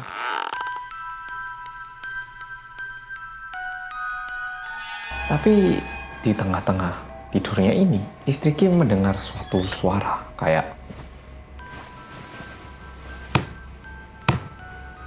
tetapi meskipun rumahnya dibel berulang kali, tidak ada yang membukakan pintu. Pak, apa bener-bener nggak bisa? Beneran nggak bisa tak Pak? Setelah itu langsung keluar dari rumah itu dan menghilang. Bangun, sadar. Kamu ini kenapa kok tiba-tiba gini? Dibilangnya apa sih kamu?